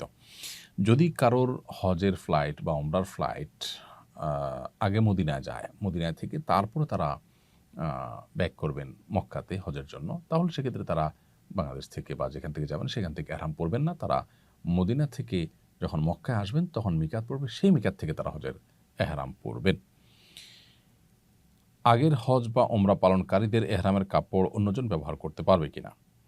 আপনি জীবনে কখনো নিজে হজ করেছেন, আগে ওমরা করেছেন, আপনার সেই পুরাতন হজ বা ওমরার যে এহরামের কাপড় সেটা দিয়ে আপনি আবার নতুন করে বা পরবর্তীতে যে কোনো হজ বা ওমরা করতে পারবেন। এমনকি একজনে একটা কাপড়ে ওমরা করেছেন বা হজ করেছেন, তার কাপড় পবিত্র কাপড়ে, ধোয়া কাপড়ে আরেকজন এহরাম করে হজ বা ওমরা করতে পারবেন, এতে কোনো অসুবিধা নেই। অর্থাৎ হজ এবং ওমরার জন্য নতুন কাপড় হওয়া জরুরি নয়। এরপরে প্রশ্ন হলো মহিলাদের এহরামের পোশাক কেমন হবে? মহিলাদের এহরামের পোশাক হবে একেবারে সাধারণ স্বাভাবিক পোশাক, তবে তারা মুখের উপরে নেকাব বাঁধবেন না আর হাত মোজা না পরে স্বাভাবিকভাবে থাকার চেষ্টা করবেন। বিশেষ করে বড় ওড়না যদি থাকে তাহলে সেক্ষেত্রে পরপুরুষের সামনে তার হাত প্রদর্শিত হতে পারে, সেরকম আশঙ্কা তৈরি হলে ওড়নার ভেতরে তিনি প্রবেশ করাবেন। বাস এইটুকু সতর্কতা যথেষ্ট। আর যদি এটা কঠিন হয়ে যায়, বরং তার সতর উন্মুক্ত হয়ে যেতে পারে, সবসময় ওড়নার ভিতরে রাখা সম্ভব হবে না, এরকম বড় ওড়না নেই বা এরকম কোনো পরিস্থিতি আছে, তাহলে সেক্ষেত্রে হাত মোজাও পরা যেতে পারে। সেরকম পরিস্থিতিতে সাধারণ অবস্থাতে হাত মোজা না পরে আপনার সেটাকে মুখমণ্ডলের মতো উন্মুক্ত রাখা আর পরপুরুষের সামনে চলে আসে সেটাকে ঢাকার চেষ্টা করা। এটা হলো মেয়েদের এহরামের ক্ষেত্রে লক্ষণীয় এবং করণীয়। এর বাইরে তারা অবশ্য সাধারণ সব পোশাক পরবেন, পুরুষের মতো সেলাবিহীন হওয়া তাদের জন্য জরুরি নয়। শুধু মুখটা, ক্যাপগুলো পাওয়া যায় যে সমস্ত ক্যাপের মাথায় কাপড় ঝোলানো থাকে, যখন তারা পরপুরুষের সামনে বা রাস্তাঘাটে বা মুভমেন্টে থাকবেন, অন্যান্য পুরুষরা থাকবে, গায়ে মাহারামরা থাকবে, এরকম জায়গায় থাকবে, তখন তারা সে কাপড়টা ফেলে দিবেন। একদিকে তাদের পর্দা হয়ে যাবে, অপরদিকে মুখ বাঁধার যে ব্যাপারটা সেটাও কিন্তু হবে না। বিধায় এ সমস্ত ক্যাপগুলো আমাদের বোনরা ব্যবহার করতে পারেন, মায়েরা ব্যবহার করতে পারেন। আর যদি পরপুরুষের সামনে যাওয়ার মতো অপশন না থাকে, হোটেলে আছেন, রুমে আছেন, নিজস্ব জায়গায় আছেন, তাহলে মুখমণ্ডল খোলা রাখতে হবে, সেটাকে ঢাকবেন না। ব্যাস, এর বাইরে আলাদা কোনো নিষেধাজ্ঞা নেই। আর এহরামের প্রস্তুতি হিসাবে গোসল করা, অবাঞ্ছিত লোম, নখ ইত্যাদি কেটে পরিষ্কার করা, এগুলো পুরুষদের মতো নারীদের জন্য সমানভাবে প্রযোজ্য। এবং এহরামের পর 2 রাকাত সালাত আদায় করা, সব কিছুই যথাযথভাবে করবেন একজন পুরুষের মতো। এরপরে প্রশ্ন হলো এহরামের পর কোন কোন জিনিস নিষিদ্ধ? এহরামের পর একজন মুহরিমের জন্য, একজন হজ বা উমরা যাত্রীর জন্য মিকাতে নিয়ে এহরাম পড়েছেন, মিকাতের কাছাকাছি থেকে এহরামের নিয়ত করেছেন, এরপর থেকে তার জন্য যে সমস্ত বিষয়গুলো নিষিদ্ধ হয়ে যায়, তার এহরাম সংশ্লিষ্ট কাজ শেষ করে উমরা বা হজ সম্পাদন করার আগ পর্যন্ত সে কাজগুলো হলো, প্রথমত যৌনতা সংশ্লিষ্ট কথা এবং কাজ এগুলো থেকে বিরত থাকা, স্ত্রী সহবাস না করা, এটা তার জন্য আবশ্যক। তিনি মিকাত থেকে এহরাম করেছেন, এহরাম করে তিনি উমরা সম্পাদন করার আগ পর্যন্ত, অর্থাৎ মাথার চুল মুন্ডন করার আগ পর্যন্ত তার জন্য এটি হালাল নয়। অতএব এটি একটি কাজ, স্ত্রী সহবাস, স্বামী সহবাস, এটা থেকে বিরত থাকতে হবে এহরামরত অবস্থাতে। দ্বিতীয়ত, শিকার করা যাবে না, অর্থাৎ এই সময়ের মধ্যে কোনো প্রাণী শিকার করা যাবে না। আর তৃতীয়ত, পুরুষদের জন্য সেলাযুক্ত কাপড় পরিধান করা যাবে না। মেয়েরা অবশ্য সেলাযুক্ত সাধারণ পোশাক পরতে পারেন। এহরাম অবস্থায় পুরুষরা মাথা ঢাকবেন না এবং চেহারাও ঢাকবেন না। আর বোনরা মাথা ঢাকতে পারবেন, মাথা ঢাকবেন, তবে চেহারা তারা কাপড় দিয়ে বাঁধবেন না। পরপুরুষের সামনে গেলে সেক্ষেত্রে পর্দার জন্য ব্যবস্থা করবেন, কারণ মা আয়েশা রাদিয়াল্লাহু তাআলা আনহা তিনি যখন হজ করেছেন নবী সাল্লাল্লাহু আলাইহি ওয়াসাল্লামের সাথে, তিনি বলেছেন যে তিনি পুরুষদের দৃষ্টি সীমানায় চলে আসলে তার মাথার উপরের কাপড়টাকে তিনি টেনে দিতেন, তার মানে স্বাভাবিক অবস্থা তিনি খোলা রাখতেন। তো সেটি করতে হবে। এছাড়াও এহরাম অবস্থা যেটি নিষিদ্ধ তা হলো সুগন্ধি ব্যবহার করা, আতর ইত্যাদি ব্যবহার করা, এটি নিষিদ্ধ নারী পুরুষ সকলের জন্যই। এবং এহরামরত অবস্থাতে চুল নখ ইত্যাদি কাটা, এটাও সকলের জন্য নিষিদ্ধ। তাহলে এই কাজগুলো এহরামরত অবস্থা নিষিদ্ধ। আবারও বলছি, স্ত্রী বা স্বামী সহবাস করা, শিকার করা, এবং পুরুষদের জন্য সেলাইযুক্ত কাপড় পরা, এবং পুরুষদের জন্য মাথা এবং মুখমণ্ডল ঢাকা, এগুলো নিষিদ্ধ। আর মেয়েদের জন্য মাথা ঢাকা নিষিদ্ধ নয়, তবে মুখমণ্ডল তাদের জন্য কাপড় দিয়ে বাঁধা নিষিদ্ধ। পরপুরুষের সামনে গেলে সেটা ভিন্ন কথা, তিনি ঢাকবেন তবে মুখ বাঁধবেন না। আর সুগন্ধিযুক্ত কোনো কিছু ব্যবহার করা নারী পুরুষ সবার জন্য নিষিদ্ধ, এবং চুল নখ কাটাও সবার জন্য নিষিদ্ধ। এগুলো হলো এহরামের নিষিদ্ধ কাজ। এই নিষিদ্ধ কাজগুলো নিষিদ্ধ থাকবে কতক্ষণ পর্যন্ত? যতক্ষণ পর্যন্ত তিনি চুল না কাটছেন বা চুল মাথা মুন্ডন না করছেন তার আগ পর্যন্ত, অর্থাৎ এহরাম শেষ হওয়ার আগ পর্যন্ত এগুলো বলবৎ থাকবে। তালবিয়া কোন সময় থেকে শুরু এবং কোন সময় শেষ করতে হয়? এহরাম বাঁধার পর থেকে আমরা এহরামের নিয়ত যখন করলাম, বাঁধা শুধু নয়, এহরামের কাপড় পরলে আসলে এহরাম বাঁধা হয় না। এহরামের কাপড় পরার পর আমরা বিমানে ফ্লাই করে গিয়ে মিকাত থেকে যখন আমরা নিয়ত করলাম লব্বাইকা হজ্জান বা উমরাতান বললাম, তখন থেকে তালবিয়া শুরু হয়ে যাবে। লব্বাইক আল্লাহুম্মা লব্বাইক, লব্বাইক লা শারীকা লাকা লব্বাইক, ইন্নাল হামদা ওয়ান নি'মাতা লাকা ওয়াল মুলক লা শারীকা লাক। এই তালবিয়া আমরা পাঠ করতে থাকবো কতক্ষণ পর্যন্ত? উমরার ক্ষেত্রে বাইতুল্লাহ দেখার আগ পর্যন্ত, কাবা শরীফ চোখে পড়ে গেছে, দৃষ্টি সীমানায় এসে গেছে, তার আগ পর্যন্ত আমরা তালবিয়া পাঠ করব। আর হজের ক্ষেত্রে 7 তারিখ সন্ধ্যা বা রাতে আমরা হোটেল থেকে সচরাচর এখন এহরাম পরে থাকি, এবং তখন থেকে এহরাম পরে যখন লব্বাইক আল্লাহুম্মা হজ্জান নিয়ত করলাম, তখন থেকে তালবিয়া শুরু হয়ে যাবে। লব্বাইক আল্লাহুম্মা লব্বাইক, লব্বাইক লা শারীকা লাকা লব্বাইক, ইন্নাল হামদা ওয়ান নি'মাতা লাকা ওয়াল মুলক লা শারীকা লাক। এই তালবিয়া চলতে থাকবে 8 তারিখ পুরো দিন রাত, 9 তারিখ পুরো দিন রাত, এবং 10 তারিখ পাথর মারার সময় শুরু হয়। এই পাথর মারা পর্যন্ত তালবিয়া চলতে থাকবে। তাহলে হজের তালবিয়াটা আমরা যখন এহরাম পড়লাম হজের জন্য 7 তারিখ রাতে কিংবা 8 তারিখ সকালে যখনই পড়ি, তখন থেকে তালবিয়া শুরু হয়ে যাবে। এটা 10 তারিখ অর্থাৎ ঈদের দিন জামারাতে পাথর মারার আগ পর্যন্ত, জামারাতের কাছে চলে আসছি পাথর মারতে, তখন তালবিয়া স্টপ হয়ে যাবে। তাহলে এই পুরো সময়টুকু থেকে থেমে থেমে আমাদেরকে তালবিয়া পাঠ করতে হবে। এরপরে প্রশ্ন হলো, এহরাম অবস্থায় সুগন্ধিযুক্ত সাবান শ্যাম্পু ব্যবহার করা যাবে কিনা? উত্তর হলো না। এহরাম অবস্থায় যেহেতু সুগন্ধি ব্যবহার নিষিদ্ধ বিধায় যে সাবান, শ্যাম্পু বা হ্যান্ড ওয়াশ এগুলোতে সুগন্ধি আছে, সেগুলো ব্যবহার থেকে বিরত থাকতে হবে। বরং আজকাল এমন সব সাবান পাওয়া যায় যেগুলোতে আসলে সুগন্ধি নেই, সেরকম সাবান আমরা ব্যবহার করতে পারি। হোটেলগুলোতেও দেখা যায় যে সাধারণ ছোটো ছোটো কিছু সাবান সরবরাহ করে, যেগুলোতে কোনো সুগন্ধি নেই, সেগুলো আমরা ব্যবহার করতে পারি। এছাড়া সুগন্ধি ছাড়া বহু সাবান আজকাল পাওয়া যায়, সেগুলো ব্যবহার করতে পারি। প্রয়োজনে উত্তমরূপে ভালো করে হাত ধৌত করলাম, সাবান ব্যবহার নাই করলাম, কিন্তু সুগন্ধিযুক্ত সাবান বা শ্যাম্পু এগুলো ব্যবহার করা যাবে না এহরামরত অবস্থায়। এহরাম অবস্থায় সেলা বিশিষ্ট ফিতাসহ ঘড়ি, বেল্ট এবং ব্যাগ ব্যবহার করা যাবে কিনা? এহরাম অবস্থায় ফিতা বিশিষ্ট ঘড়ি, যে ঘড়িতে সেলাই আছে কিংবা বেল্টে সেলাই আছে, ব্যাগ আছে সেখানে সেলাই করা, এগুলো ব্যবহার করতে কোনো অসুবিধা নেই, কারণ এগুলো পোশাক হিসাবে পরিধান করা হয় না। এগুলো যদি সাথে থাকে এহরামরত অবস্থায়, তাতে হজ বা উমরার কোনো ক্ষতি হবে না। এহরামের নিয়ত করার সময় অজু থাকা আবশ্যক কিনা? আমি যখন এহরামের নিয়ত করব, বিশেষ করে আমরা যখন বিমানে যাই, তখন মিকাতের কাছাকাছি যাওয়ার পর পাইলট আমাদেরকে জানান যে আমরা কয়েক মিনিটের মধ্যে মিকাত ক্রস করতে যাচ্ছি, তখন আমরা মূলত এহরামে নিয়ত করি এবং এহরাম তখন মূলত স্টার্ট হয়। পোশাকটা আগে পরে রাখি, কিন্তু স্টার্টটা সেখান থেকে হয়। তো তখন থেকেই নিষিদ্ধ বিষয়গুলো বর্তায় আমাদের উপরে যখন আমরা নিয়ত করলাম মিকাত থেকে। তো ওই সময়ে অজু থাকা আবশ্যক নয়, অর্থাৎ এহরামের নিয়ত করার সময় অজু থাকা আবশ্যক নয়। তবে যদি অজু অবস্থায় নিয়ত করা যায় সেটা উত্তম, কারণ মিকাত থেকে যখন আমরা এহরাম করব, বিশেষ করে আমরা যখন বাই রুটে যাব, গাড়িতে বাসে যাব, তখন মিকাতে গাড়ি থামবে, সেখানে আমরা অজু গোসল করে নামাজ পড়ে অজু অবস্থাতে এহরামের নিয়ত করবো, সেটা উত্তম। বাট বিমানে যখন যাবো সেটা তো সম্ভবপর হবে না। সেটা সম্ভবপর না হওয়ার কারণে কোনো অসুবিধা নেই, কারণ অজু থাকা আবশ্যক নয়, তবে জাস্ট উত্তম। এরপরে প্রশ্ন হলো, বিমানে মিকাত অতিক্রম করার সময় এহরামের নিয়ত করতে ভুলে গেলে করণীয় কি? এরকমটি হতে পারে যে আমাদের কেউ হয়তো মিকাত ক্রস করে গেছেন, বিশেষ করে বিমানের যাত্রার ক্ষেত্রে এটি হতে পারে যে পাইলট ঘোষণা দিয়েছেন আমরা কিছুক্ষণের মধ্যে মিকাত অতিক্রম করতে যাচ্ছি, আপনারা নিয়ত করে নেন। তখন সবাই নিয়ত করবেন, তখন থেকে এহরাম মূলত স্টার্ট হবে।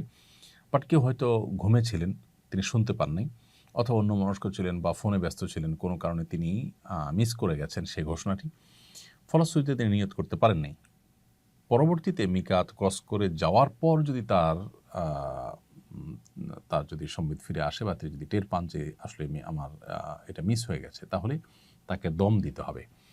কারণ হজ যাত্রীর জন্য, উমরা যাত্রীর জন্য, যারা হজ বা উমরা করার জন্য মক্কায় যাচ্ছেন, তাদের জন্য ওয়াজিব হলো মিকাত থেকে এহরাম এর নিয়ত করে ভিতরে প্রবেশ করা। অতএব সে ওয়াজিব ছুটে গেছে, যার কারণে তাকে দম দিতে হবে, একটা পশু কোরবানি দিতে হবে মক্কার মধ্যে, এবং সেটা গরিবদের মধ্যে বন্টন করতে হবে, সেটার উদ্যোগ নিতে হবে। অথবা তার জন্য আরেকটি অপশন আছে, মক্কায় নামার পর, ফ্লাইট নামার পর তিনি মিকাতে গিয়ে সেখান থেকে যদি এহরাম করে আবার আসেন ভেতরে, তাহলে ইনশাআল্লাহ সেটি তার বিশুদ্ধ হয়ে যাবে, অন্যথায় তাকে দম দিতে হবে। মক্কা হোটেলে পৌঁছার পর কি সাথে সাথে ওমরা শুরু করতে হবে নাকি বিলম্ব করা যাবে? মক্কায় পৌঁছার পর হোটেলে যদি কেউ চান যে আমি একটু রেস্ট করব, ঘুমাবো, রাতে পৌঁছেছি, আমি সকালে উমরার কার্যক্রম, হজের কার্যক্রম শুরু করব, তো করতে পারেন, বিলম্ব করলে কোনো অসুবিধা নেই। এটি প্রত্যেকটা ব্যক্তির অবস্থার উপর নির্ভর করবে, কারণ রিল্যাক্সের প্রয়োজন হলে তিনি করবেন। বিশেষ করে যেই সাথে সাথে করতে গেলে অনেক সময় শারীরিক এবং মানসিক সেই প্রস্তুতি থাকে না, অনেক সময় সেরকম এনার্জি থাকে না, তখন ঘুমের চাপ অনেকের থাকে, তো সে অবস্থায় আসলে ওমরা করে ওমরা সে স্বাদ এবং তৃপ্তিও পাওয়া যায় না। অতএব কেউ চাইলে বিলম্ব করে একটু রেস্টেড করে তারপরে করতে পারেন, তাতে কোনো অসুবিধা নেই। বরং এক্ষেত্রে আপনার গোসল করে একটু ফ্রেশ হয়ে তারপরে করাটাই হলো উত্তম। এহরাম অবস্থায় গোসল কিংবা এহরামের কাপড় পরিবর্তন করা যাবে কিনা? এহরাম অবস্থায় গোসল করতে পারি আমরা কেউ, যে এহরাম অবস্থায় আছি, আমার শরীরটা স্যাঁতসেঁতে হয়ে গেছে, ঘর্মাক্ত হয়ে গেছে, আমি এখনও এহরাম অবস্থাতেই আছি, তাহলে গোসল করা যাবে। আবার এহরামের কাপড় যদি চেঞ্জ করতে চাই, যে ময়লা হয়ে গেছে কোনো কারণে বা চা ইত্যাদি পড়ে গেছে, তাহলে সেক্ষেত্রে সেটাও আমরা করতে পারবো, কোনো অসুবিধা নেই। তবে মনে রাখতে হবে যে এহরাম অবস্থায় কেউ গোসল করতে গিয়ে যেন সেলাই বিশিষ্ট কোনো কিছু না পরেন, অর্থাৎ লুঙ্গি পরে যেন গোসল না করেন, সেলাই সহজে লুঙ্গি সেটা পরে যেন গোসল না করেন, গামছা ইত্যাদি পরে তিনি গোসল করতে পারেন। এহরাম পরা ছাড়া কাবার চত্বরে তফ করা যায় না। প্রশ্ন হলো, ওমরার নিয়ত ছাড়া এহরাম পরে কাবার চত্বরে গিয়ে তফ করা যাবে কিনা? সাধারণত সৌদি আরবের অথরিটি, সেখানকার পুলিশ যারা দায়িত্বে নিয়োজিত থাকেন, তারা বাইতুল্লাহর যে চত্বর, কাবার যে চত্বর, সেই চত্বরে হাউজে এহরামের পোশাক ছাড়া ঢুকতে দেন না। অর্থাৎ কেউ ওমরার জন্য গিয়েছেন, তিনি একবার ঢুকতে পারছেন, কেউ হজের জন্য গেছেন, তিনি এহরামরত অবস্থায় প্রথমে একবার এবং ঈদের দিন আবার তফের জন্য তিনি সুযোগ পাচ্ছেন। আর মাঝের সময়গুলো নফল তফ, দোতলা তিনতলাদি করতে হয়, হাউজে তারা নামতে দেন না। এটা এই জন্য যাতে করে ভিড়ে কোনো মানুষের মৃত্যু না হয়, দুর্ঘটনা না ঘটে। এখন কেউ মক্কায় আছেন, তার ওমরার কাজ শেষ হয়ে গেছে, হোটেল অবস্থান করছেন, সাদা কাপড় পরে এহরাম পরে তিনি তফ করতে গেলেন, তিনি আসলে ওমরাকারী নন। জাস্ট নিচে নামার ক্ষেত্রে পুলিশ যেহেতু এহরামের কাপড় দেখে নামতে দিবে, সেজন্য তিনি এটা পরে, এটা জায়েজ হবে কিনা? উত্তর হলো এটা অনুচিত হবে, কারণ এটা এক ধরনের অসততা, এটা এক ধরনের প্রতারণা।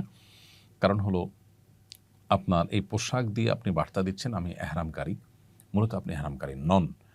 তো এই যে একটু ছলছাতুরি, এটা আসলে ইমানদারের সাথে যায় না, সেজন্য এটা অ্যাভয়েড করা উচিত। আমরা দোতলায়, তিনতলায় বা ছাদ দিয়ে আমরা তওয়াফ করার চেষ্টা করব।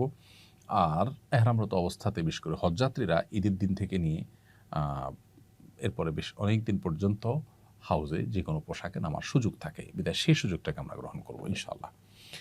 এহরাম অবস্থায় দাড়ি খিলাল করলে যদি দাড়ি ছিঁড়ে আসে তাহলে এহরামের ক্ষতি হবে কিনা? দাড়ি খিলাল করতে গিয়ে একটা দাড়ি খসে গেল, অথবা মাথার চুল এটা আপনি চুলকাতে গিয়ে পড়ে গেল, তো ইচ্ছার বাইরে যদি এরকম হয়ে যায় কোনো অসুবিধা নেই। তবে এক্ষেত্রেও যদি 2টা বা 3টা চুল ছিঁড়ে যায়, তবে ওলামা একরাম, ফুকাহা একরাম অনেকে ফিদিয়া ওয়াজিব হওয়ার কথা বলেছেন। অল্প ছিঁড়ে গেলে কিছু দান করার কথা ফুকাহা হানাফ বলেন যে কারোর যদি 2টা জীবন্ত চুল ছিঁড়ে যায় তাহলে সে কিছু দিতে হবে না, কিন্তু 3টা যদি ছিঁড়ে যায় তাহলে সেক্ষেত্রে তার এক মুষ্টি গম বা এর মূল্য সাদকা করার কথা ফুকাহা হানাফ বলেন। আর হাম্বলি ফকিগণ তারা বলেন যে জীবন্ত চুল 3টা যদি ছিঁড়ে যায় তাহলে ফিদিয়া ওয়াজিব হবে। ফিদিয়া হলো 6টা রোজা রাখা, কিংবা 3টা রোজা রাখা, কিংবা 6 জন মিসকিনকে খাদ্য দেওয়া, কিংবা একটা পশু কোরবানি করা, জবাই করে মিসকিনদেরকে খাওয়ানো মক্কাতে। তো এই 3টার কোনো একটা করা, এটা আবশ্যক হয়ে যায়। 3টা চুল ছিঁড়ে, এটা হাম্বলি ফকিদের মতে। তবে ইচ্ছার বাইরে 1টা 2টা চুল ছিঁড়ে পড়ে গেছে আপনার অজান্তে, বা আপনি ইচ্ছাকৃত করেননি, তাতে অসুবিধা নেই। এই জন্যই এহরাম অবস্থাতে যথাসম্ভব মাথার চুল না আঁচড়ানো উচিত, বিশেষ করে যাদের চুল আঁচড়ালে চুল পড়বে এটা তারা নিশ্চিত জানেন। সেজন্য হাত দিয়ে তারা চুল যতটুকু সোজা দরকার হয় সেটা করবেন। এরপরে প্রশ্ন হলো, এহরাম অবস্থায় তওয়াফের সময় সানগ্লাস পরা যাবে কিনা? উত্তর হলো সানগ্লাস পরা যাবে, কারণ এহরাম অবস্থায় নিষিদ্ধ কাজগুলোর মধ্যে সানগ্লাস পরা যাবে না এমন কোনো কথা নেই, বিধায় সানগ্লাস পরতে পারবেন। এহরাম অবস্থায় মাস্ক পরা যাবে কিনা? এহরাম অবস্থায় যেহেতু মুখমণ্ডল ঢাকা নিষেধ, অতএব মাস্ক পরা যাবে না। যদি কেউ মাস্ক পরতে বাধ্য হন, শারীরিক অসুস্থতার কারণে মাস্ক পরা ছাড়া তিনি অসুস্থ হয়ে যান, এরকম যদি কারোর অবস্থা তৈরি হয়, তাহলে সেক্ষেত্রে তিনি মাস্ক পরতে পারবেন, কিন্তু মাস্ক পরার কারণে তাকে ফিদিয়া দিতে হবে। ফিদিয়া কি? ফিদিয়া হলো হয় 3টি রোজা রাখবেন, আর না হলে 6 জন মিসকিনকে খাদ্য দিবেন 2 বেলার, আর না হলে তিনি একটি পশু কোরবানি করে মক্কায় মিসকিনদের মধ্যে বিতরণ করবেন বা তার ব্যবস্থা করবেন, ফিদিয়া দিবেন, দম দিবেন। এই 3টার কোনোটা করলে ইনশাআল্লাহ বিদিনিল্লাহ সেটি তার জন্য বৈধ হয়ে যাবে, যদি কেউ নিরূপ অবস্থায় এটি করতে হয়। এহরাম অবস্থায় কোন ধরনের জুতা পরিধান করা যাবে?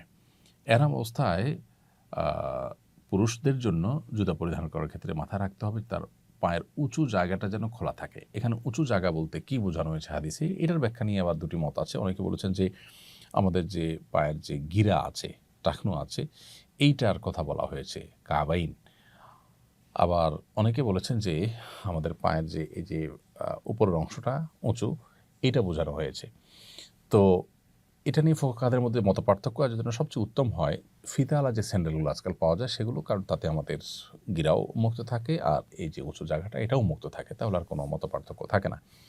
ফুকাহে হানাফের মতে, হানাফি মাযহাবের ওলামাদের মতে উঁচু জায়গা বলতে এই পায়ের উপরের যে অংশটা এটাকে বোঝানো হয়েছে, এটা যেন খোলা থাকে। আর অন্যান্য ফকিদের অনেকে, হাম্বলি ফকিগণ, তারা বলেছেন যে 2টা গিরা যে আছে এই গিরা কাবাইন, সেটার কথা বোঝানো হয়েছে, বিধায় সেটা যদি ওপেন থাকে তাহলে সাধারণ যে কোনো স্যান্ডেল বা জুতা পরা যেতে পারে। কেটস জাতীয় কিছু পরা যাবে না, যেহেতু তাতে উঁচা অংশটা ঢেকে যায়। তো সতর্কতামূলক মত অবলম্বন করে আমরা ফুকাহা হানাফের মতের উপরে আমল করলে 2টা ফিতাওয়ালা যে স্যান্ডেলগুলো আছে সে জাতীয় কোনো স্যান্ডেল আমরা ব্যবহার করব, যাতে করে উপরের অংশটা পরিপূর্ণ ঢেকে না যায়, উঁচু অংশটা পুরোপুরি ঢেকে না যায়। অথবা এমন কোনো জুতা পরলাম যে আঙ্গুল ঢাকলো কিন্তু উপরের অংশটা খোলা থাকলো, সেটাও জায়েজ হবে।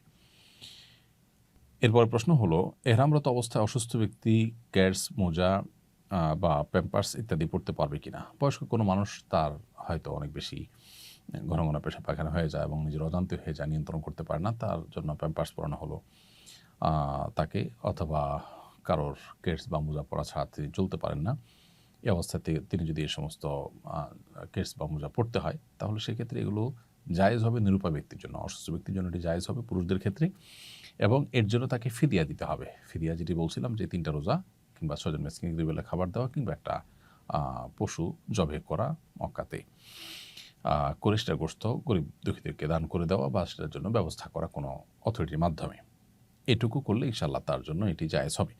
আর যদি মেয়েরা এটা করেন তাহলে তো তাদের জন্য কোনো শর্ত ছাড়াই এটি জায়েজ, কারণ মেয়েরা যে কোনো জুতা পরিধান করতে পারেন এবং পায়ের মোজা তারা পরবেন সেটা এবং নির্দেশিত, অতএব সেটা তারা করতে পারেন। এবং বিহীন পোশাক পরা যেহেতু তাদের জন্য বাধ্যতামূলক নয়, অতএব তারা এ জাতীয় কোনো কিছু পরতে কোনো সমস্যা নেই।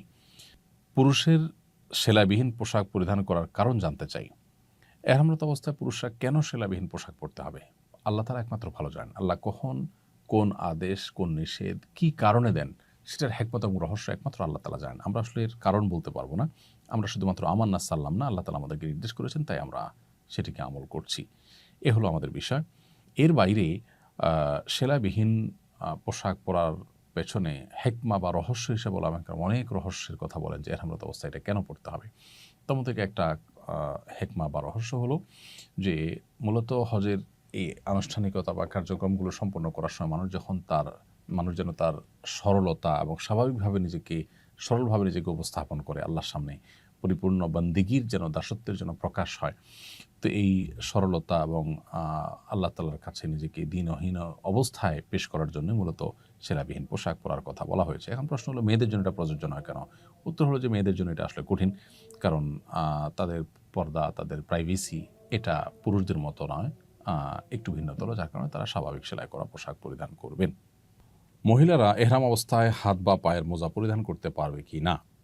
এর উত্তর হলো পায়ের মোজা মহিলারা এহরামরত অবস্থায় সর্বসম্মতিক্রমে পরবেন বা পরতে পারবেন। আর হাতের মোজা সম্পর্কে ইমাম আবু হানিফা রাহিমাহুল্লাহর মাযহাবের কওল অনুযায়ী এটি পরা যাবে, মেয়েরা পরতে পারবেন। তবে অন্যান্য উলামায়ে কেরাম এটি নিষেধ করেন, অর্থাৎ মেয়েরা হাত মোজা পরবেন না এহরামরত অবস্থায়। হানাফি মাযহাবের উলামায়ে কেরাম যে পড়তে পারবেন বলেন, তার সপক্ষে অনেক তাবেঈদের থেকে বর্ণিত হাদিস রয়েছে, সেগুলোকে দলিল হিসাবে উল্লেখ করে তারা বলেন যে মেয়েরা হাত মোজা পরিধান করতে পারবেন। আর যদি কেউ হাত মোজা নাও পরেন এবং লম্বা কোনো ওড়নার মধ্যে পরপুরুষের সামনে যখন যাবেন তখন হাতকে ঢেকে নেন, তাহলে সেটাও তার জন্য যথেষ্ট হয়ে যাবে ইনশাআল্লাহ তাআলা। তাহলে পা মোজা সর্বসম্মতিক্রমে পরবেন বা পরতে পারবেন। আর হাত মোজা পরা নিয়ে ইখতিলাফ আছে। ওলামায়ে আহনাফ বা হানাফি মাযহাবের ওলামাদের মতে পড়তে পারবে। অন্যান্য ওলামায়ে কেরাম অবশ্য বা জমহুর বা সংখ্যাগরিষ্ঠ ওলামায়ে কেরাম অবশ্য মেয়েদেরকে এহরামরত অবস্থায় হাত মোজা পরতে নিষেধ করেন। এরপরে প্রশ্ন হলো, এহরামরত অবস্থায় গোসল ফরজ হলে কি এহরাম বাতিল হয়ে যাবে? এহরামরত অবস্থায় গোসল ফরজ হলে এহরাম বাতিল হবে না। হতে পারে আপনি মিনাতে, মুজদালিফাতে কিংবা আরাফায় অবস্থানকালীন সময় স্বপ্নদোষ হয়েছে। তো এরকম পরিস্থিতিতে গোসল ফরজ হবে, গোসল করতে হবে এবং কাপড়ে নাপাক লেগে থাকলে সেটি ধুয়ে ফেলতে হবে বা এহরামের কাপড় পরিবর্তন করতে হবে। কিন্তু এর কারণে এহরাম বাতিল হবে না। অবশ্য স্ত্রী সহবাস করলে ভিন্ন কথা। যদি স্ত্রী সহবাস কেউ আরাফায় অবস্থানের আগে করেন, তাহলে তার সে হজ বাতিলই হয়ে যাবে, নতুন করে সে হজ কাজা করতে হবে। আর যদি পরে করেন তাহলে সেক্ষেত্রে তারপরে ফিদিয়া বা দম অবস্থাভেদে বর্তাবে, তারপরে তার হজ বিশুদ্ধ হয়ে যাবে। অতএব স্বপ্নদোষ ইত্যাদির কারণে, অর্থাৎ স্ত্রী সহবাস ছাড়া অন্য কোনো কারণে যদি গোসল ফরজ হয়, তাহলে সেক্ষেত্রে সেই ফরজ গোসল হওয়ার কারণে এহরাম বাতিল হবে না।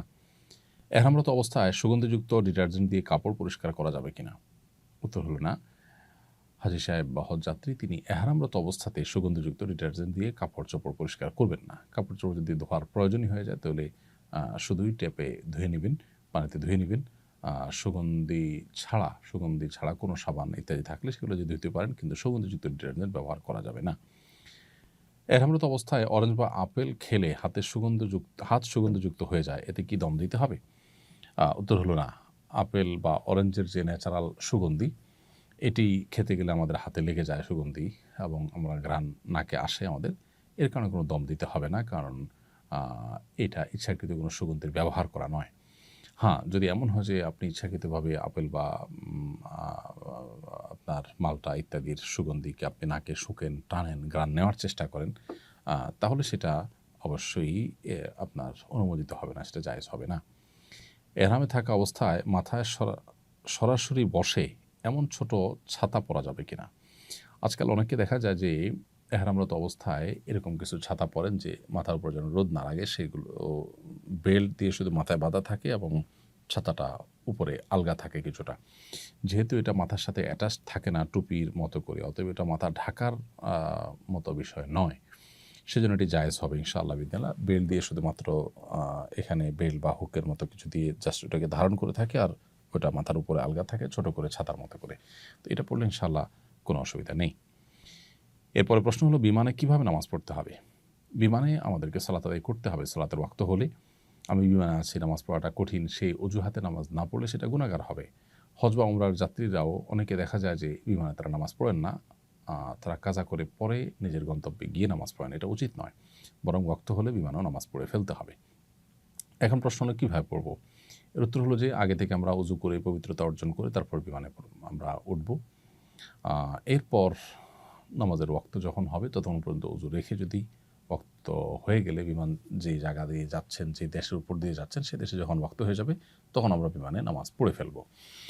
আর যদি উজু রাখা না যায় তাহলে সেক্ষেত্রে বিমানের ভিতরে উজু করাটা একটু কঠিন, এবং উজু সবাই করতে গেলে দেখা যায় যে নিরাপত্তার জন্য সমস্যা তৈরি হতে পারে।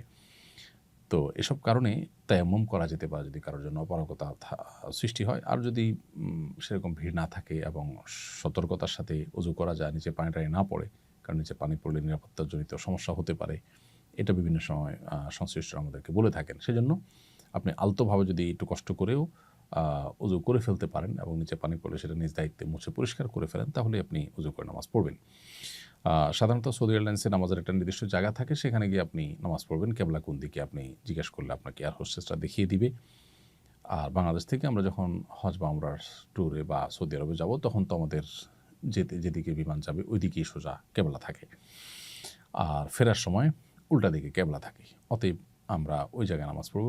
এছাড়া অন্য কোনো ফ্লাইটে হলে সেখানে একটু দাঁড়ানোর মতো জায়গাগুলোতে নামাজ পড়ার চেষ্টা করব। সেখানে যদি বাধা দেওয়া হয়, কোনোভাবে দাঁড়াতে না দেয়, তাহলে সিটে বসেই কেবলামুখী হয়ে ঘুরে আমরা সালাত আদায় করব। এটা হলো নিরুপায় হলে তখন আমরা সিটে বসে নামাজ পড়ব।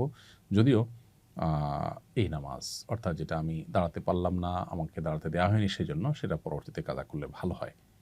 কিন্তু চেষ্টা করব আমরা দাঁড়িয়ে নামাজ পড়ার এবং সময় মতো নামাজ পড়ার।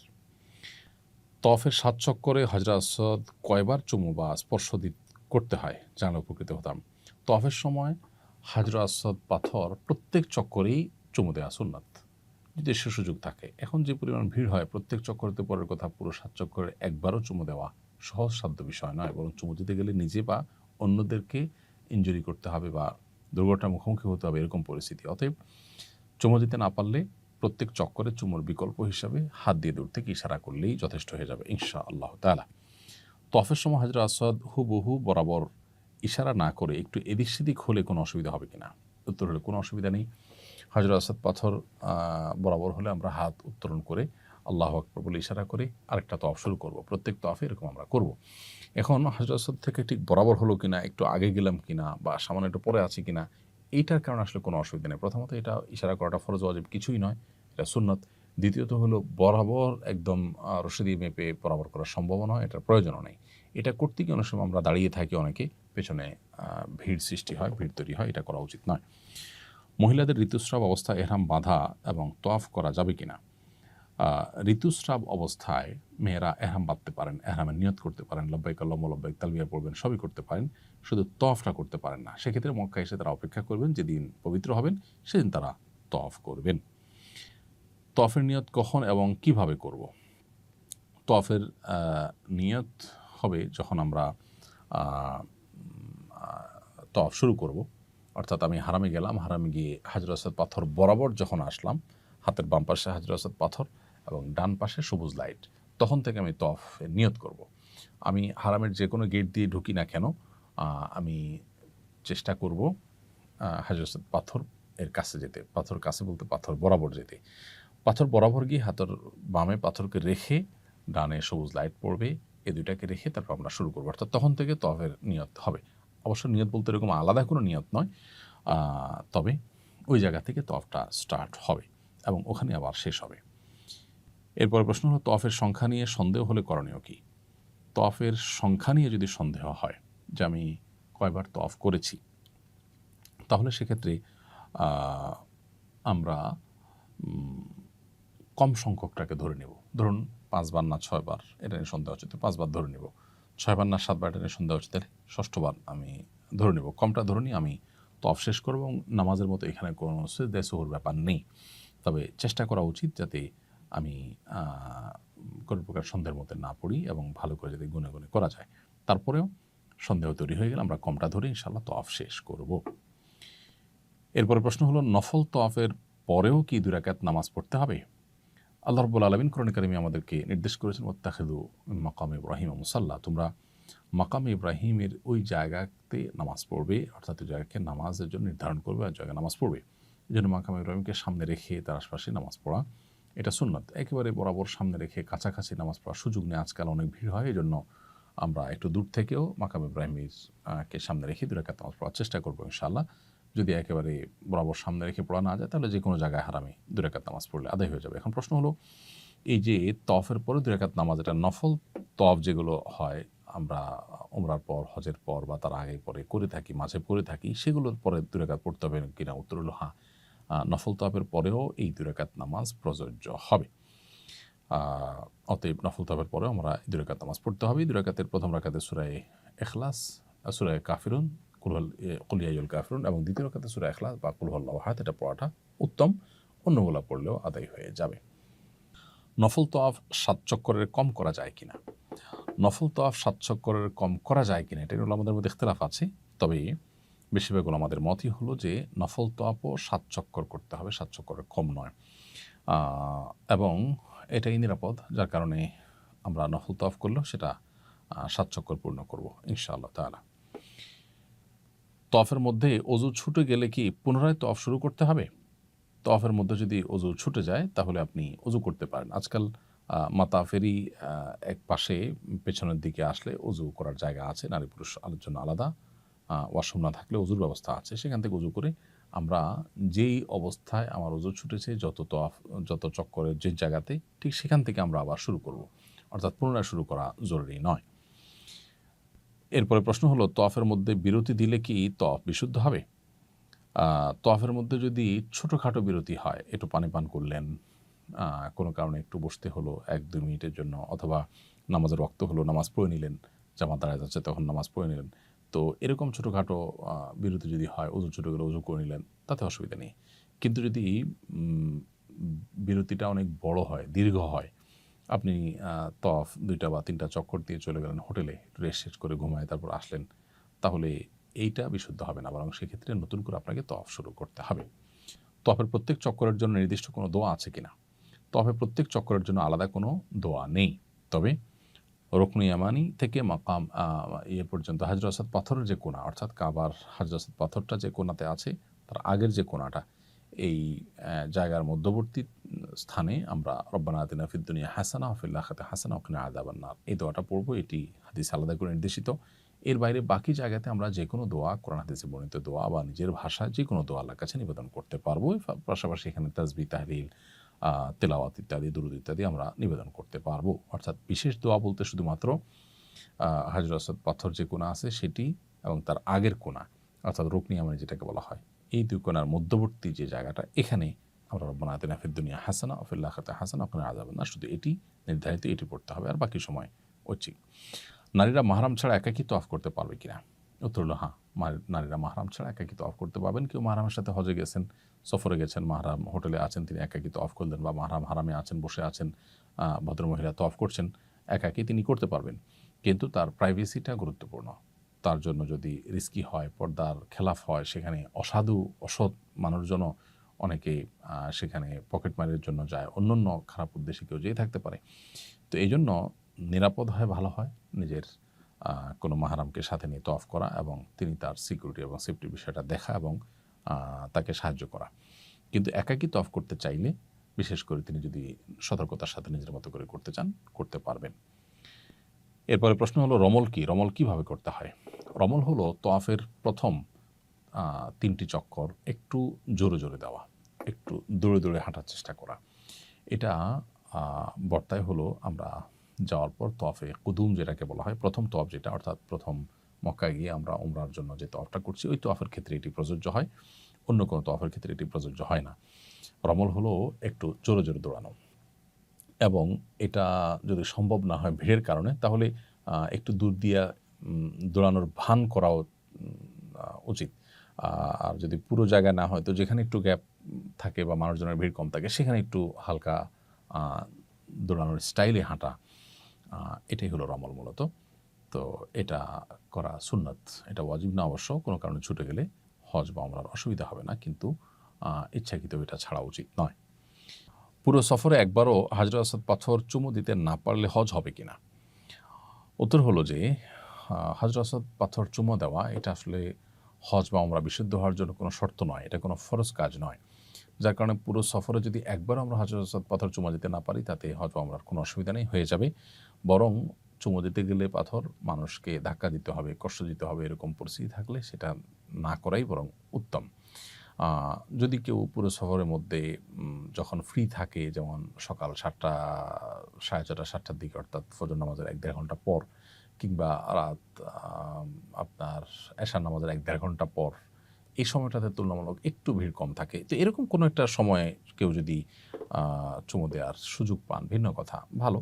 কিন্তু না যেতে পারলে তার জন্য তার হজ বা ওমরার কোনো অসুবিধা হবে না। হজরে আসওয়াদ পাথর মেয়েদের জন্য চুমু দেওয়ার বিধান কী? তারা সুযোগ পেলে কি চুমু দিতে পারবেন?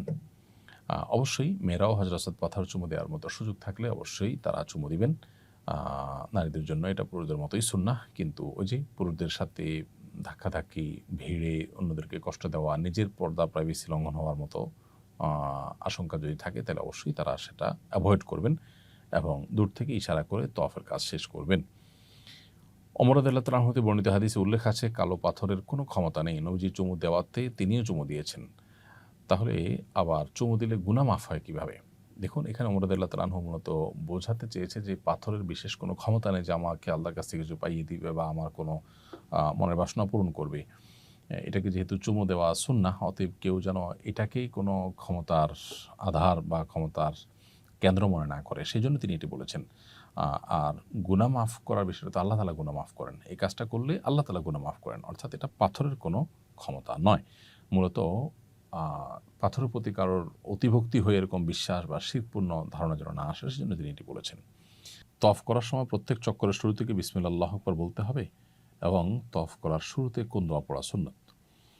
তওয়াফ করার শুরুতে বিসমিল্লাহ আল্লাহু আকবার বলে আমরা তওয়াফ করব এবং হাজরে আসওয়াদ পাথর বরাবর যখনই প্রত্যেক চক্করে আমরা বিসমিল্লাহ আল্লাহু আকবার বলব। আর প্রথম চক্করে বিসমিল্লাহ আল্লাহু আকবার বলে তওয়াফ যে শুরু করব, এই তওয়াফ শুরু করার পরে আরেকটি বাক্য বলা সুন্নাত, সেটা হলো যে আল্লাহুম্মা ঈমানান বিক ওয়া তাসদীকান বিকিতাবিক ওয়া ওয়াফাআন বিআহদিক ওয়াত্তিবাআন লিসুন্নতি নবিয়্যিক মুহাম্মদ সাল্লাল্লাহু আলাইহি ওয়াসাল্লাম। যার অর্থ হলো, হে আল্লাহ, আমি শুরু করছি আপনার প্রতি ঈমান আনয়ন করে, আপনার কিতাবের প্রতি সত্যায়ন করে এবং আপনার ওয়াদা এবং অঙ্গীকারকে পূর্ণ করে এবং আপনার নবীর অনুসরণ করে, এই কথা বলে আমরা তওয়াফ শুরু করব। এটা মুস্তাহাব। যদি কোনো কারণে কেউ বিসমিল্লাহ আল্লাহু আকবার বলতে ভুলে যান বা এই বাক্যগুলো না পড়েন, দোয়াটা না পড়েন, তাতে কোনো অসুবিধা নেই, কারণ এটা ফরজ ওয়াজিব নয়।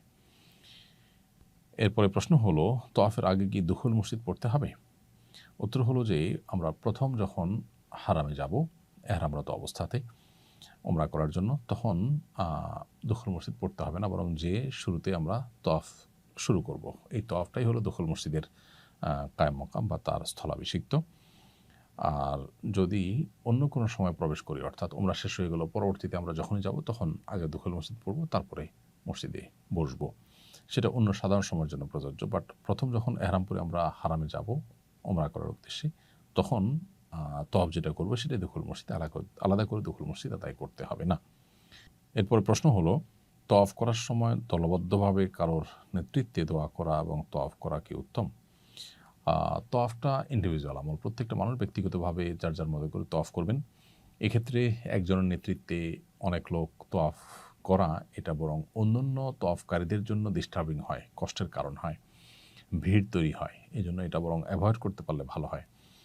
আর বিশেষ করে কেউ একজন দোয়া পড়লেন, তার সাথে সাথে অন্যরা সুরে সুর মিলিয়ে, তালে তাল মিলিয়ে দোয়া পড়লেন, এটাও কোরআন সুন্নাহ বর্ণিত বা নির্দেশিত কোনো বিষয় না, বরং এখানে প্রত্যেকে যার যার মতো দোয়া করবেন। আর আল্লাহর কাছে কায়মনোবাক্যে একেবারে দিনহীনভাবে মিসকিনের মতো করে কান্নাকাটি করে সর্বোচ্চ বিনয়ের সাথে দোয়া করার জন্য আসলে একাকিত্বে এবং নির্জনতার সাথে নিজে নিজে দোয়া করাটা সবচেয়ে উত্তম হয়। ওখানে নির্জনতাও তো আর সম্ভব হয় না, অন্তত আশেপাশে পরিচিত লোকজন নিয়ে আপনার তওয়াফ করতে গেলে সেভাবে দোয়া করাটা অনেক সময় সম্ভবপর হয় না। তো সেক্ষেত্রে নিজস্ব লোকজন হারিয়ে যেতে পারেন, সেরকম আশঙ্কা থাকলে তাদেরকে সাথে রাখলাম, কিন্তু একেবারে পুরা গ্রুপের লোকজন কারো নেতৃত্বে সুরে সুর মিলিয়ে দোয়া করতে হবে, এটা দোয়া কোনো সুন্নাহ পদ্ধতি নয়। বিধায় যার যার মতো করে আমরা দোয়া করার চেষ্টা করব সাধারণ অবস্থাতে, কারণ ওরকম সবাই মিলে যখন একসাথে দোয়া করে তখন আশপাশের লোকদের দোয়াতে ডিস্টার্ব হয়। এরপর প্রশ্ন হলো, তওয়াফে 7 চক্কর দিতে হয় কেন? 6 বা 8 চক্কর কেন দিতে হয় না? দেখুন, এটার ইলম তো একমাত্র আল্লাহ তাআলার কাছে আছে। আল্লাহ আমাদেরকে কোন কাজ কেন করতে বলেছেন, শরীয়ত আমাদেরকে কোন কাজ কেন করতে বলেছেন, নবী সাল্লাল্লাহু আলাইহি সাল্লাম কোন কাজ কেন করতে নির্দেশ করেছেন, সেটার রহস্য একমাত্র আল্লাহ তাআলা ভালো জানেন। আল্লাহর সমস্ত আদেশ নিষেধের যৌক্তিকতা, যথার্থতা, রহস্য আমরা জেনেই যদি করতে হয়, তাহলে আল্লাহর প্রতি ঈমান আনার তো কোনো মানে থাকলো না।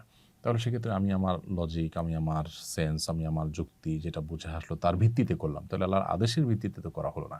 এটাকে তো সে অর্থে আনুগত্য বলে না। এজন্য এর প্রকৃত কারণ বা রহস্য আল্লাহ তাআলা একমাত্র ভালো জানেন।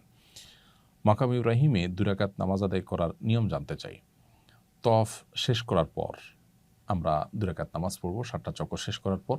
সেটা মাকাম ইব্রাহিমীকে সামনে রেখে সালাত আদায় করার চেষ্টা করব। একদম বরাবর সামনে রেখে সালাত আদায় করা, নামাজ পড়ার মতো পরিবেশ আজকাল থাকে না। সেক্ষেত্রে যেখানেই পড়ি সামনে মাকাম ইব্রাহিম যেন থাকে, সেটা উত্তম, একটু দূরে হলেও। আর যদি মাকাম ইব্রাহিম একদম বরাবর সামনে না থাকে, কোনো অসুবিধা নাই, কারণ সেটা সম্ভব না। সামনের দিকে থাকলেই হলো। এমনকি সামনের দিকে রেখে নামাজ পড়ার মতো কোনো পরিবেশও যদি না থাকে, তাহলে হারামের যে কোনো জায়গাতে নামাজ পড়লেও নামাজ হয়ে যাবে ইনশাআল্লাহ। এই ২ রাকাত নামাজ, তওয়াফের যে ২ রাকাত নামাজ, তার প্রথম রাকাতে সূরা কুল ইয়া আইয়ুহাল কাফিরুন, দ্বিতীয় রাকাতে সূরা কুল হুয়াল্লাহু আহাদ পড়াটা উত্তম, মুস্তাহাব। কোনো কারণে সেটা যদি মিস হয়ে যায়, ভুলে যাই আমরা, অন্য কোনো সূরা দিয়ে পড়ি, তাতেও কোনো অসুবিধা নেই। কিভাবে কোরবানি করা উত্তম? এজেন্সিতে বা ব্যাংকে জমা দেওয়া, নাকি অন্য কোনো উপায়ে? দেখুন, কোরবানির বিষয়টি প্রত্যেকটা মানুষের ব্যক্তিগত ব্যাপার। কোরবানি আপনি কিভাবে করবেন? আমি তো বলি যে সবচেয়ে ভালো হয় মক্কায় যদি আপনার কোনো পরিচিত প্রবাসী লোকজন থাকেন, তাদেরকে দায়িত্ব দিলেন, কোরবানির দিন তারা যে একটা পশু কিনলেন এবং পশু কিনে কোনো স্লটার হাউসে নিয়ে সেটা জবাই করলেন। আপনার পক্ষ থেকে আপনাকে জানা দিলেন যে কোরবানি হয়ে গেছে। গোশতগুলো তিনি তার বাসায় নিয়ে গেলেন বা কাউকে দিলেন, যেটা খুশি করলেন। এটা হলো সবচেয়ে ভালো যদি সেই সুযোগটা থাকে। তো সে সুযোগ নিশ্চয়ই সবার নাই। সেক্ষেত্রে দ্বিতীয় অপশন হলো ব্যাংকে বা সৌদি পোস্ট সহ সৌদি আরবের সরকারি অথরাইজড বিভিন্ন প্রতিষ্ঠানে কোরবানি করা যায়। তাদের কাছ থেকে কুপন নিয়ে আইলেন। একেক সময় একেক রকম রেট থাকে, ৬০০-৭০০ রিয়াল। তো যে টাকাই হোক সে টাকা দিয়ে আপনি কুপন নিয়ে আইলেন, মানে হলো তারা আপনার পক্ষ থেকে ঈদের দিন কোরবানি করে দিবেন। এটা তারা দায়িত্বপ্রাপ্ত এবং সরকারিভাবে তাদেরকে মনিটরিং করা হয়। তারা কুপনের এগেইনস্টে কোরবানি করে দিবেন এবং এখানে কোনো তসরুফ হওয়ার কোনো ভয় নেই। নিশ্চিন্তে আপনি সেখানে কোরবানির জন্য টাকা দিতে পারেন এবং কুপন তাদের কাছ থেকে কিনে নিতে পারেন। তৃতীয় উপায় হলো যে আপনার খুবই বিশ্বস্ত জানাশোনা লোকজন, যে লোক আপনার সাথে ফ্রড প্রতারণা করবে না, শতভাগ নিশ্চিন্ত, যিনি নিজের হাতে আপনার কোরবানি করবেন, সেক্ষেত্রে গ্রুপের সবার পক্ষ থেকে বাজারে গিয়ে কোরবানির পশু কিনে তিনি জবে করলেন।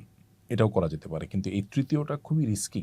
কারণ এখানে আসলে আমরা কাউকে বিশ্বাস করলেও তিনি আবার আরেকজনকে বিশ্বাস করতে গেলেন সরল মনে।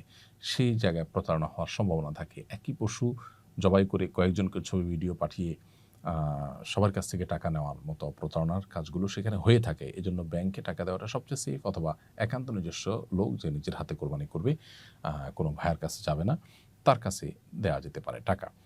এক্ষেত্রে ফোকায়ে আহনাফের মতে যেহেতু ঈদের দিন কোরবানি করার আগে মাথা মুন্ডন করা যাবে না, এই সিরিয়াল মেইনটেইন করা ওয়াজিব যেহেতু আহনাফ ওলামা ইকরামের মতে, অতএব সেই ক্ষেত্রে ব্যাংকে টাকা দিলে আবার ব্যাংক ঠিক কখন আপনার কোরবানি করবে সেটা আপনি জানেন না। এটা একটু জটিলতা তৈরি হয়।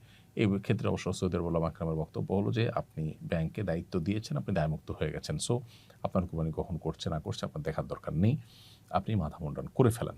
বাট ওলামায়ে আহনাফ কোরবানি নিশ্চিত হওয়ার আগে মাথা মুন্ডন করতে নিষেধ করেন। সেজন্য যদি ব্যাংকে দেন তাহলে আপনাকে একটা সার্টেন টাইম অপেক্ষা করতে হবে যে এর মধ্যে কোরবানি হয়ে গেছে নিশ্চিত, তারপর আপনি মাথা মুন্ডন করলেন, অথবা আপনি নিজ দায়িত্বে কাউকে দিয়ে কোরবানি করালেন। এটা হলো ওলামা আহনাফের মতে। অবশ্য সৌদি আরব ওলামা ইকরামের মতে এই সিরিয়াল মেইনটেইন করা আবশ্যক নয়, বিধায় আপনি ব্যাংকে দেওয়াটা সবচেয়ে সেফ, অথবা নিজ হাতে কোরবানি করবেন এরকম কারো কাছে টাকা দিলেন, সেটা হলো নিরাপদ।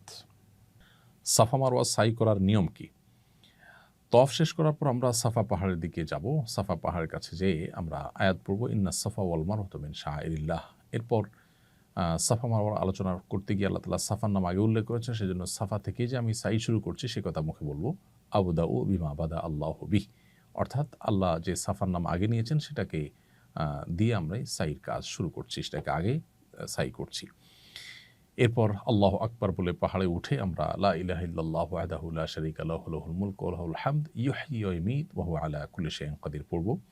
এরপর পড়ব লা ইলাহা ইল্লাল্লাহু ওয়াহদাহু আনজাযা ওয়া'দাহু ওয়া নাসারা 'আবদাহু ওয়া হাযামাল আহজাবা ওয়াহদাহু। এটা পড়ব। এরপর কেবলামুখী হয়ে কাবা যদি দেখা যায় কাবার দিকে ফিরে, আর দেখা না গেলে সেদিকে ফিরে দুই হাত তুলে আল্লাহর কাছে মন ভরে যে কোনো দোয়া আল্লাহর কাছে নিবেদন করবো। এটা দোয়া কবুলের জায়গা। কিছুক্ষণ দোয়া করার পর আবার আমরা পড়বো লা ইলাহা ইল্লাল্লাহু ওয়াহদাহু লা শারীকা লাহু লাহুল মুলকু ওয়া লাহুল হামদু ইউহয়ি ওয়া ইয়ুমীতু ওয়া হুয়া আলা কুল্লি শাইইন কাদির লা ইলাহা ইল্লাল্লাহু ওয়াহদাহু আনজাযা ওয়া'দাহু ওয়া নাসারা আবদাহু ওয়া হাযামা আল-আহজাবা ওয়াহদাহু। এরপর আবার দোয়া করব। কিছুক্ষণ দোয়া করার পর আবার ওই উদ্যানটা বাক্য আবার পড়ব। এরপর আবার আল্লাহর কাছে দোয়া করব। এইভাবে দোয়া করে তারপর আমরা মারওয়া পাহাড়ের দিকে যাব। মারওয়া পাহাড়ে যাওয়ার পর সেখানে উঠে আবার এই লা ইলাহা ইল্লাল্লাহু ওয়াহদাহু লা শারীকা লাহু লাহুল মুলকু ওয়া লাহুল হামদু ওয়া হুয়া আলা ইউহয়ি ওয়া ইয়ুমীতু ওয়া হুয়া আলা কুল্লি শাইইন কাদির লা ইলাহা ইল্লাল্লাহু ওয়াহদাহু আনজাযা ওয়া'দাহু ওয়া নাসারা আবদাহু ওয়া হাযামা আল-আহজাবা ওয়াহদাহু। এটা পড়ে আবার কিবলামুখী হয়ে দোয়া করব এবং কিছুক্ষণ দোয়া করার পর আবার এটা পড়ব, আবার দোয়া করব। এভাবে তিনবার দোয়া, তিনবার এই বাক্যগুলো পাঠ করব। এরপরে মারওয়া পাহাড় দিকে আসবো। সাফা থেকে মারওয়া গেলাম, একটা চক্কর হলো। মারওয়া থেকে সাফা আসলাম, আরেকটা চক্কর হবো। সাফা থেকে শুরু হবে, মারওয়া শেষ হবে। এবং এই যে দোয়া করা, এটা প্রত্যেক চক্করেই কিন্তু দোয়া প্রযোজ্য। এবং তিনবার দোয়া, তিনবারে বাক্যগুলো পাঠ করা, এটা বেশিরভাগ হাজি সাহেবরা জানেন না বা করেন না। আর সাফা মারার মধ্যবর্তী যে সবুজ লাইটের জায়গাটা, সেখানে পুরুষরা একটু জোরে হাঁটবেন, সম্ভব হলে একটু দৌড়ানোর ভান করবেন এবং মেয়েরা স্বাভাবিকভাবে হাঁটবেন। এ হলো সাফা মারওয়া সাই করার সম্পূর্ণ নিয়ম। সাফা মারওয়া সাই করার মধ্যবর্তী সময়গুলোতে আমরা মনে মনে জিকির করতে পারি, দোয়া করতে পারি, চুপচাপ থাকতে পারি। এটা আমরা করব। সাফা মারওয়া সাইর পূর্বের দোয়া বসে বসে করা যাবে কিনা? সাফা মারওয়া সাই করার সময় যে আমরা প্রত্যেকটা চক্কর শুরুর আগে যে আমরা পাহাড়ের উপরে দোয়া করব, এটা বসেও করা যেতে পারে। বিশেষ করে যদি কেউ দাঁড়াতে অসুবিধা হয়, তিনি বসে করলেও দোয়া হবে ইনশাআল্লাহ।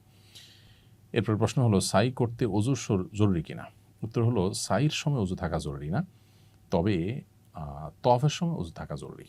অজু ছাড়া তওয়াফ হবে না, কিন্তু সাইটা অজু ছাড়াও হতে পারে। তবে অজু অবস্থায় সাই করতে পারলে উত্তম।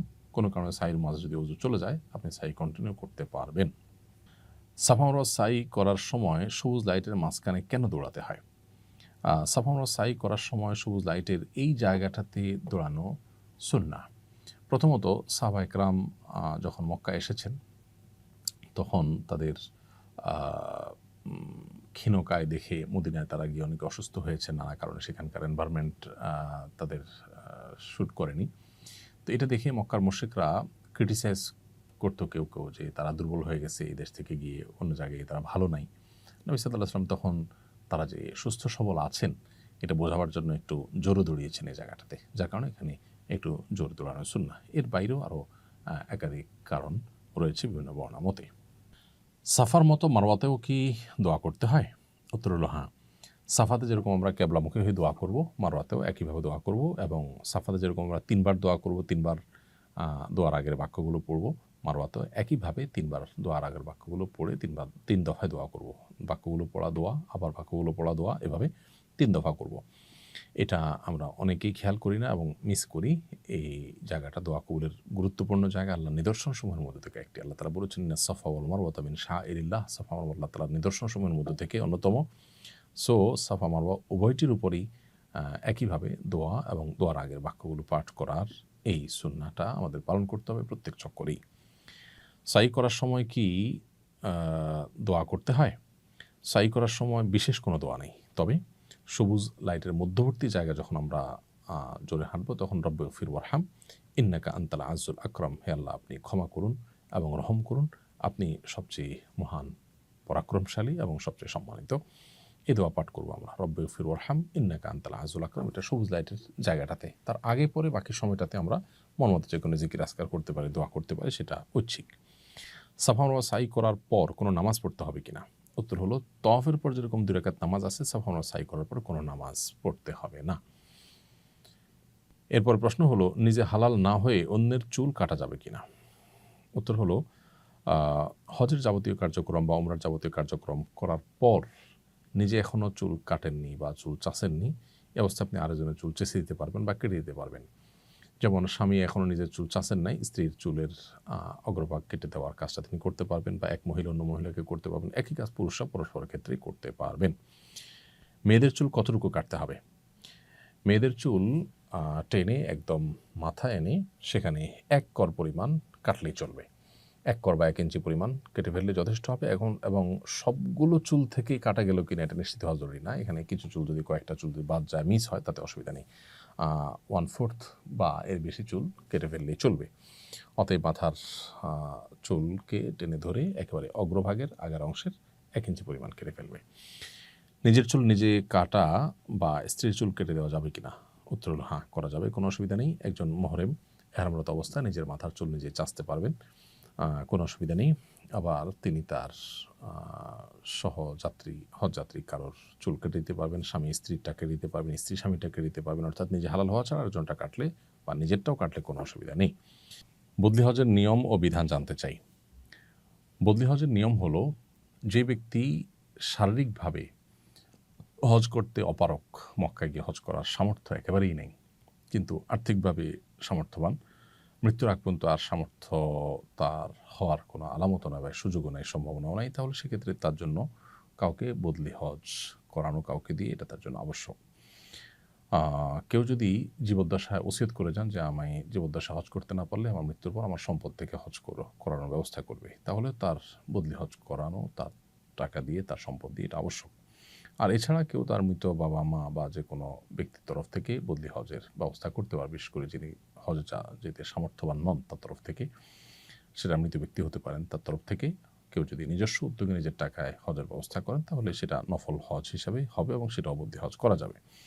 একজন মানুষ সুস্থ সবল, তিনি সামর্থ্যবান, তিনি যদি কাউকে দিয়ে বদলি হজ করান, তাহলে সেক্ষেত্রে তার যে ফরজ হজ সেটা আদায় হবে না, তার ফরজ হজ তাকে আদায় করতে হবে। অপারগ হলে সম্পূর্ণরূপে, তখন তার পক্ষ থেকে বদলি হজ করলে সেটা তার হজ আদায় হবে। আর যিনি বদলি হজ করবেন তার নিজের হজ আগে করবেন, তারপর তিনি বদলি হজ করবেন।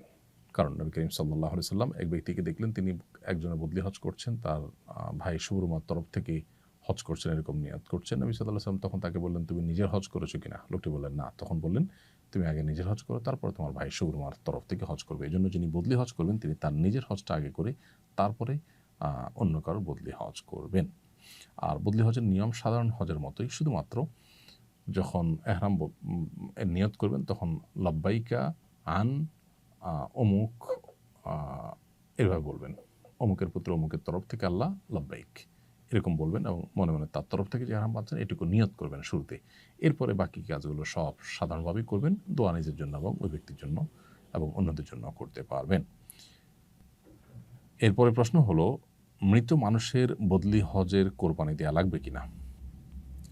মৃত মানুষের জন্য যদি হজ করেন, সেক্ষেত্রে সাধারণ হজের মতোই এফরাদ হলে আপনার সেক্ষেত্রে কোরবানি লাগবে না। আর তামাত্তু কিংবা কেরান হজ যদি করেন, তাহলে সেক্ষেত্রে যথানিয়মে আপনাকে কোরবানি করতে হবে।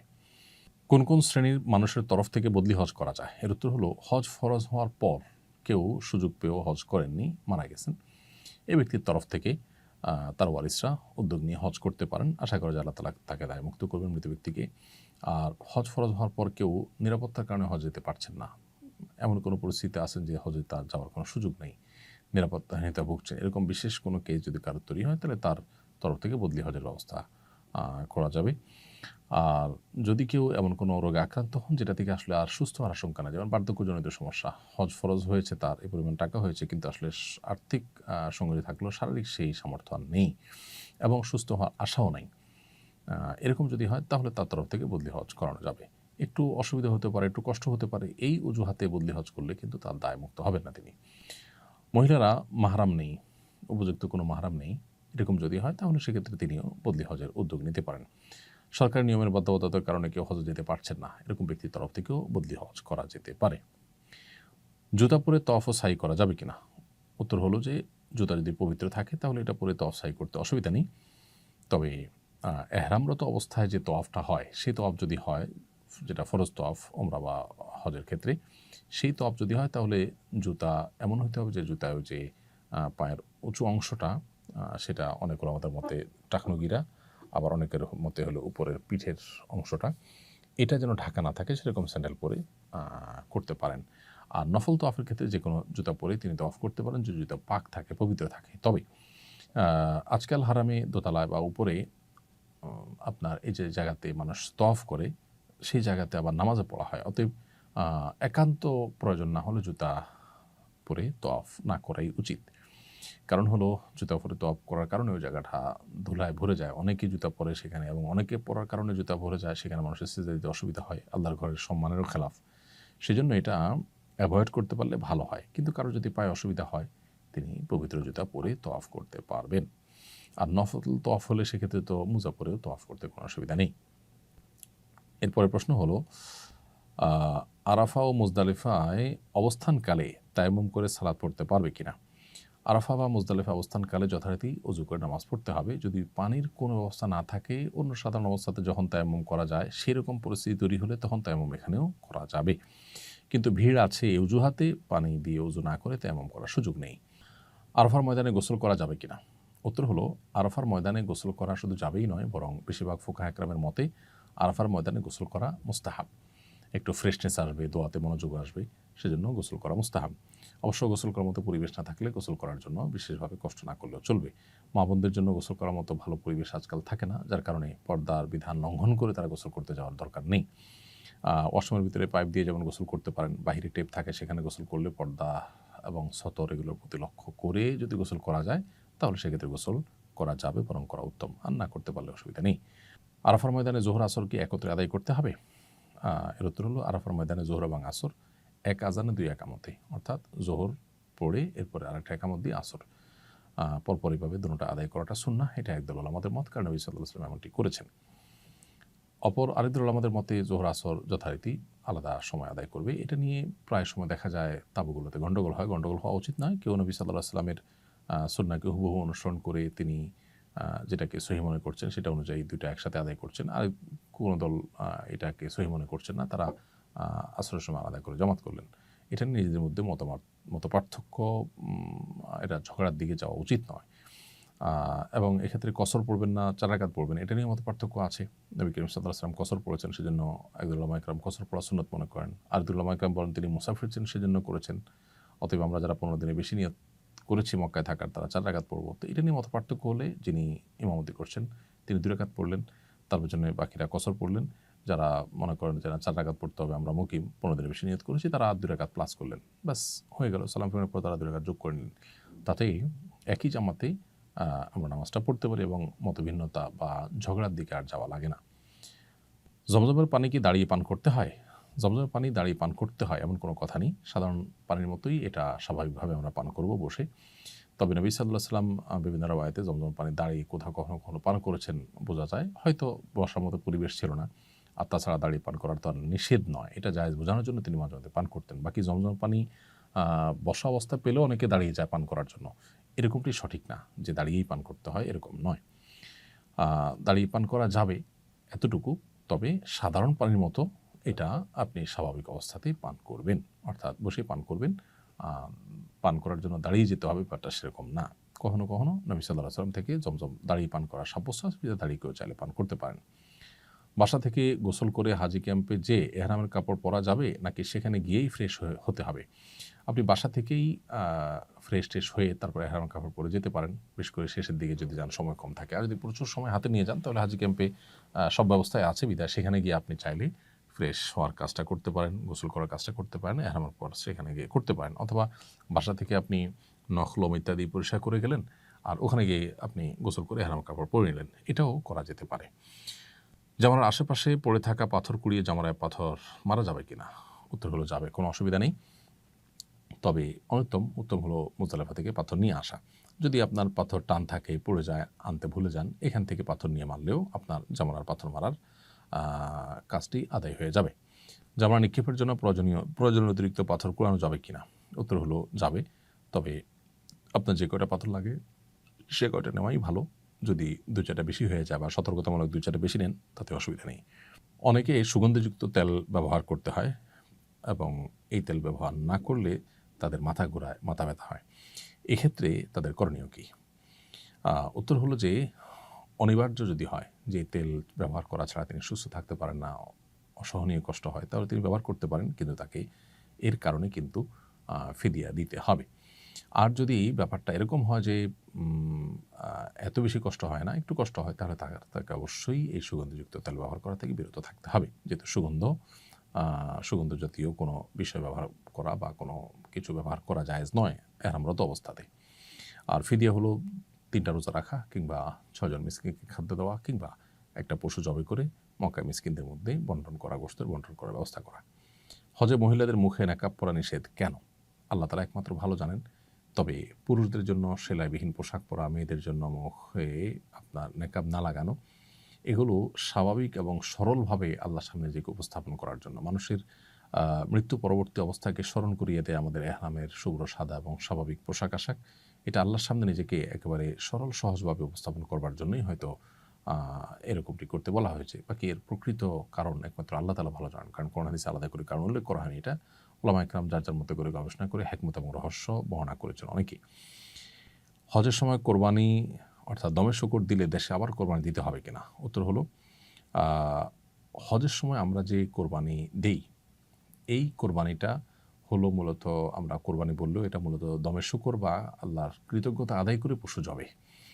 আর মূল কোরবানি যেটা, সেটা যথারীতি প্রযোজ্য হবে।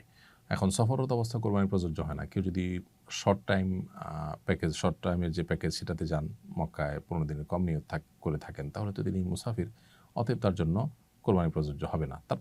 তারপরও তার তরফ থেকে দেশে কেউ নফল হিসাবে কোরবানি দিতে পারেন বা তিনি সেখানেও কোরবানি দিতে পারেন। আর যারা 15 দিনের বেশি নিয়ত করবেন, সাধারণ প্যাকেজ যাবেন, তারা তো অবশ্যই মুকিমের বিধান অন্তর্ভুক্ত ফোকাহ হানাফের মত অনুযায়ী। সো তাদের পক্ষ থেকে কোরবানি আলাদা দিতে হবে, আর হজের যে কোরবানি অর্থাৎ দমে শূকর সেটা আলাদা দিতে হবে। হজের সফরে হাজিরা কি মুসাফির থাকেন? হজের সফরে হাজিরা মুসাফির থাকেন নাকি মুকিম থাকেন, এটা আসলে নির্ভর করে কত দিনের প্যাকেজ যাচ্ছেন সেটার উপরে। সাধারণ প্যাকেজ যেটা 30 দিনের বেশি, সেটাতে গেলে হাজিরা সাধারণত মক্কায় মুসাফির থাকেন না, মুকিম হয়ে যান ফোকাহ হানাফের মত অনুযায়ী, কারণ সেখানে 15 দিন বা তার বেশি তারা থাকেন। আর মদিনায়ও যদি 15 দিন থাকার নিয়ত থাকে, তাহলে সেখানে মুসাফির থাকবেন না, মুকিম হয়ে যাবেন। আর তার কম থাকলে মুসাফির থাকবেন। আর এর বাহিরে যারা শর্ট প্যাকেজে যান 15 দিন 20 দিনের জন্য, তারা মক্কা বা মদিনায় কোথাও আসলে 15 দিন এককভাবে থাকেন না, যার কারণে তারা কিন্তু মুসাফির হিসাবে গণ্য হবেন। আর মুসাফির হলে মুসাফিরের সব বিধিবিধান তার জন্য যথারীতি প্রযোজ্য হবে। মেয়েরা নফল তাওয়াফেও কি মুখে নেকাব দিতে পারবে না? উত্তর হলো না। মুখে নেকাব দিতে পারবে নফল তাওয়াফে, পারবে না এমন কথা নেই। কারণ হলো এহরামরত অবস্থাতে মুখে তারা নেকাব পরবেন না। পর্দার লঙ্ঘনের আশঙ্কা হলে সেক্ষেত্রে ক্যাপ ইত্যাদি দিয়ে বা সাধারণ কাপড় দিয়ে মুখ ঢেকে দিবেন, কিন্তু মুখে নেকাব দিয়ে বাঁধবেন না। এটা হলো এহরামরত অবস্থার জন্য। নফল তাওয়াফের জন্য এটা প্রযোজ্য না। সেক্ষেত্রে তারা স্বাভাবিকভাবে নেকাব টেকাব পরে নফল তাওয়াফ করতে পারবেন। পুরুষরা মাস্ক ইত্যাদি পরেও নফল তাওয়াফ করতে পারবেন। হজে বাথরুম ব্যবহারের সময় সেলাই কাটা লুঙ্গি ব্যবহার করা যাবে কিনা? বাথরুমে যদি আপনি সেলাই ছাড়া লুঙ্গি ব্যবহার করেন, ওপেন যেগুলো, সেটা আপনি করতে পারেন, কোনো অসুবিধা নেই। কারণ সেলাই বিশিষ্ট পোশাক পরা নিষেধ, লুঙ্গি পরা নিষেধ নয়। কাবায় পুরাতন কাজা নামাজ পড়া যাবে নাকি নফল নামাজ পড়াই উত্তম? কাবাতে পুরাতন আগের যে নফল কাজা নামাজগুলো আছে, আপনি সেগুলো আদায় করতে পারেন। আর চাইলে নফল নামাজও পড়তে পারেন। কাজা নামাজ থাকলে আগে কাজা নামাজ পড়েই তারপর নফল নামাজ পড়াটা উত্তম। সন্দেহাতীতভাবে সেটাকে অগ্রাধিকার দেওয়া উচিত কাজা নামাজকে। মক্কায় 1 রাকাতে 1 লাখ রাকাতের সওয়াব কি শুধু মসজিদে হারামেই হবে নাকি হোটেলের নামাজ পড়লেও একই সওয়াব হবে? এটা নিয়ে ভিন্ন মত আছে। অনেকে বলেছেন যে মসজিদে হারামের জন্যই খাস, কারণ হাদিসে মসজিদ শব্দটি আছে। আবার অনেকে বলেছেন হারাম এরিয়ার মধ্যেই, হারামের এরিয়া যে অর্থাৎ হারামের যে পুরো সীমানা বিশাল বড় কয়েক মাইল জুড়ে, এই পুরোটার মধ্যেই একই ফজিলত প্রযোজ্য। এই দ্বিতীয় মতটা অধিকতর গ্রহণযোগ্য বিধায় আপনার হারামের এরিয়াতে হোটেলেও কেউ যদি নামাজ পড়েন, ইনশাআল্লাহ বিদিনিল্লাহ তিনি 1 রাকাতে 1 লাখ রাকাতের সওয়াব পাবেন। এবং এ ব্যাপারে সৌদি আরবের স্থায়ী কমিটির যে ফতোয়া বিষয়ক যে স্থায়ী কমিটি রয়েছে, তাদের ফতোয়াও একই রকম। ছেলেদের ক্ষেত্রে এহরাম অবস্থায় রঙিন গামছা পরে গোসল করতে পারবে কিনা? উত্তর হলো হ্যাঁ, করা যাবে, কোনো অসুবিধা নেই। কারণ গামছা এটা সেলাই বিশিষ্ট কোনো পোশাক নয়, বরং এটা ওপেন থাকে, বিধায় গামছা পরে আমরা গোসল করতে পারবো। ছেলেরা হোক মেয়েরা হোক সবাই করতে পারবেন। এবং এক্ষেত্রে রঙিন হোক, অন্য কোনো এক কালার হোক, সাদা হোক, তাতে কিছু আসে যায় না। হজের সময় মাসিক শুরু হলে তার বিধান কি? হজের সময় যদি মাসিক শুরু হয়ে যায়, মেয়েরা হজের সমস্ত কাজগুলো যথারীতি করবেন, কোনো কাজ থামবে না তার। শুধুমাত্র হজের যে ফরজ তওয়াফ ঈদের দিন, সেটি তারা মাসিক অবস্থায় করবেন না মেয়েরা, বরং অপেক্ষা করবেন যখন তিনি সুস্থ হবেন তখন তিনি করবেন। সেটা হোক 5 দিন পর, হোক 7 দিন পর। এটা মেয়েদের জন্য স্পেশাল এবং এর জন্য কোনো দম ফিদিয়া কিছু দিতে হবে না। হজের সব প্রস্তুতি শেষ করার পর স্বামী মারা গেলে করণীয় কী? কেউ হজের সব প্রস্তুতি শেষ করেছেন এবং যাওয়ার জন্য অপেক্ষমান আছেন, এটা যদি স্বামী মারা যায় তাহলে তিনি ইদ্যত পালন করবেন, তখন তার জন্য হজে না যেয়ে ইদ্যত পালন করা ওয়াজিব।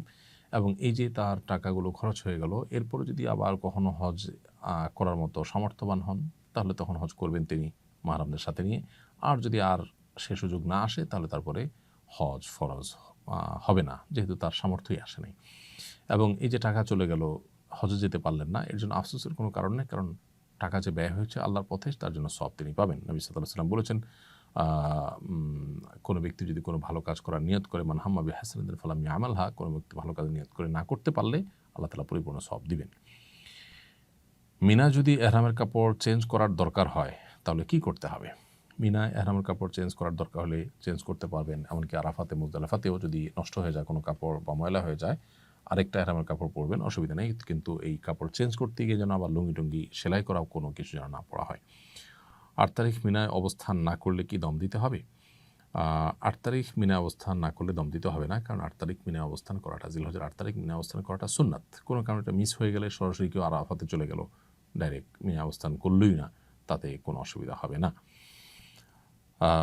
জিলহজের ১০ এবং ১১ তারিখ রাতে মিনা অবস্থান করা কি জরুরি? এটি সংখ্যাগরিষ্ঠ ইমামদের মধ্যে জরুরি, বেশিরভাগ ইমামদের মধ্যে জরুরি, ফোকাহ হানাফের মধ্যে সুন্নাহ। নবী সাল্লাল্লাহু আলাইহি ওয়াসাল্লাম অবস্থান করেছেন বিদায় ১০ তারিখ ১১ তারিখ রাত মক্কার হোটেলে না কাটিয়ে মিনায় কাটাবার চেষ্টা করা উচিত আমাদের। জামারাতে নিক্ষেপের জন্য মুজদালিফা থেকে কঙ্কর না নিলে গুনাহ হবে কিনা? জামারাতে নিক্ষেপের জন্য মুজদালিফা থেকে কঙ্কর নেওয়াটা উত্তম, মুস্তাহাব। কিন্তু অন্য কোনো জায়গা থেকে, মিনা থেকে নিলেও আপনার জামরাতে পাথর মারা আদায় হয়ে যাবে, তাতে অসুবিধা নেই। তবে একেবারে জামরার কাছাকাছি, জামরার সামনে থেকে একান্ত নিরুপায় না হলে, প্রয়োজন না হলে সেখান থেকে না নেওয়া উচিত, একটু দূর থেকে মিনা থেকে নেওয়া উচিত। আর সবচেয়ে ভালো মুজদালিফা থেকে, তাহলে মুজদালিফা থেকে নেওয়া উত্তম।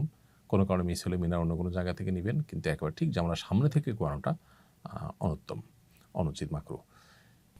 যে জিকির বা দোয়া সাফা মারওয়ায় পড়া হয় সেগুলো বাংলায় করা যাবে কিনা?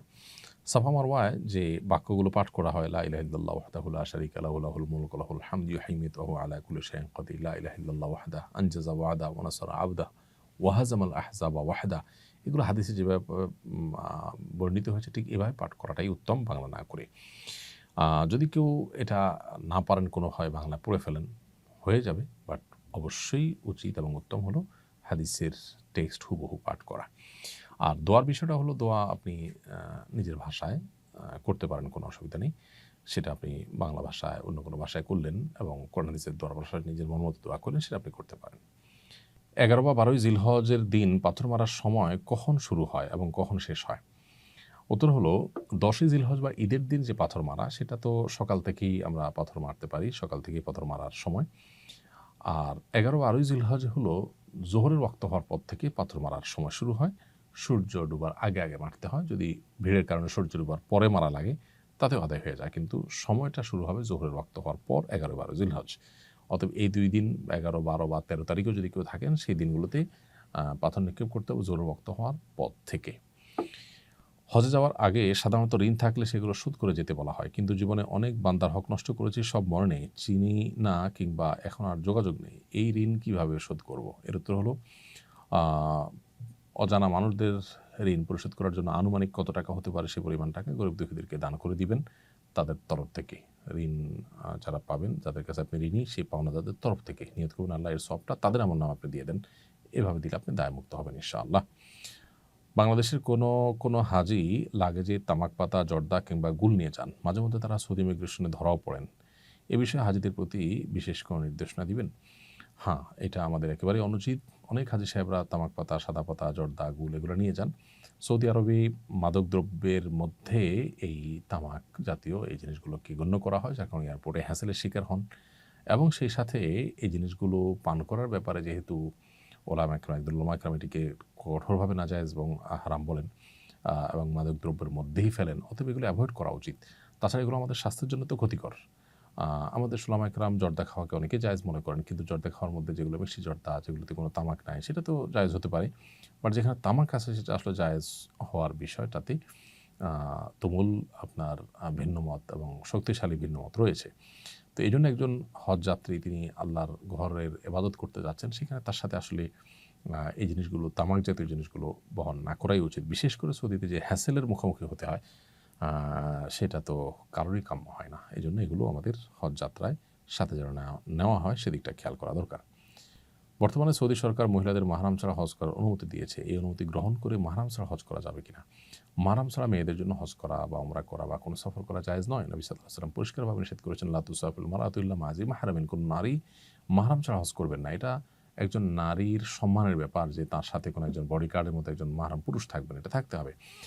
অতএব সৌদি সরকার যদি তাদের আইনের পরিবর্তন করে, আল্লাহর বিধান বা রাসূলুল্লাহ আকরাম সাল্লাল্লাহু আলাইহি ওয়াসাল্লামের হাদিস পরিবর্তন হয়ে যাবে না বিধায় মাহরাম সহই মেয়েরা হজে যাবেন, মাহরাম ছাড়া হজে যাবেন না। মাহরাম ছাড়া হজে যাওয়ার ক্ষেত্রে কোনো ওলামা একরাম শর্ত সাপেক্ষে কোনো ক্ষেত্রে জায়েজ বলেছেন। এটাও সংখ্যাগরিষ্ঠ বা সব ওলামা একরাম নন। সেটা হলো যে মহিলাদের একদল মহিলাদের সাথে যান, যদি যে মহিলারা তাকে সেফটি সিকিউরিটির দিকটা দেখতে পারবেন, এরকম জানাশোনা মহিলাদের সাথে গেলেন, সেটা ভিন্ন কথা। বাট এরকম কোনো দল নেই, আমি র্যান্ডমলি যাচ্ছি একজন নারী একাকী হজের জন্য মাহরাম ছাড়া, এটা জায়েজ নয়। বিদায় তওয়াফ না করলে কোনো অসুবিধা আছে কিনা?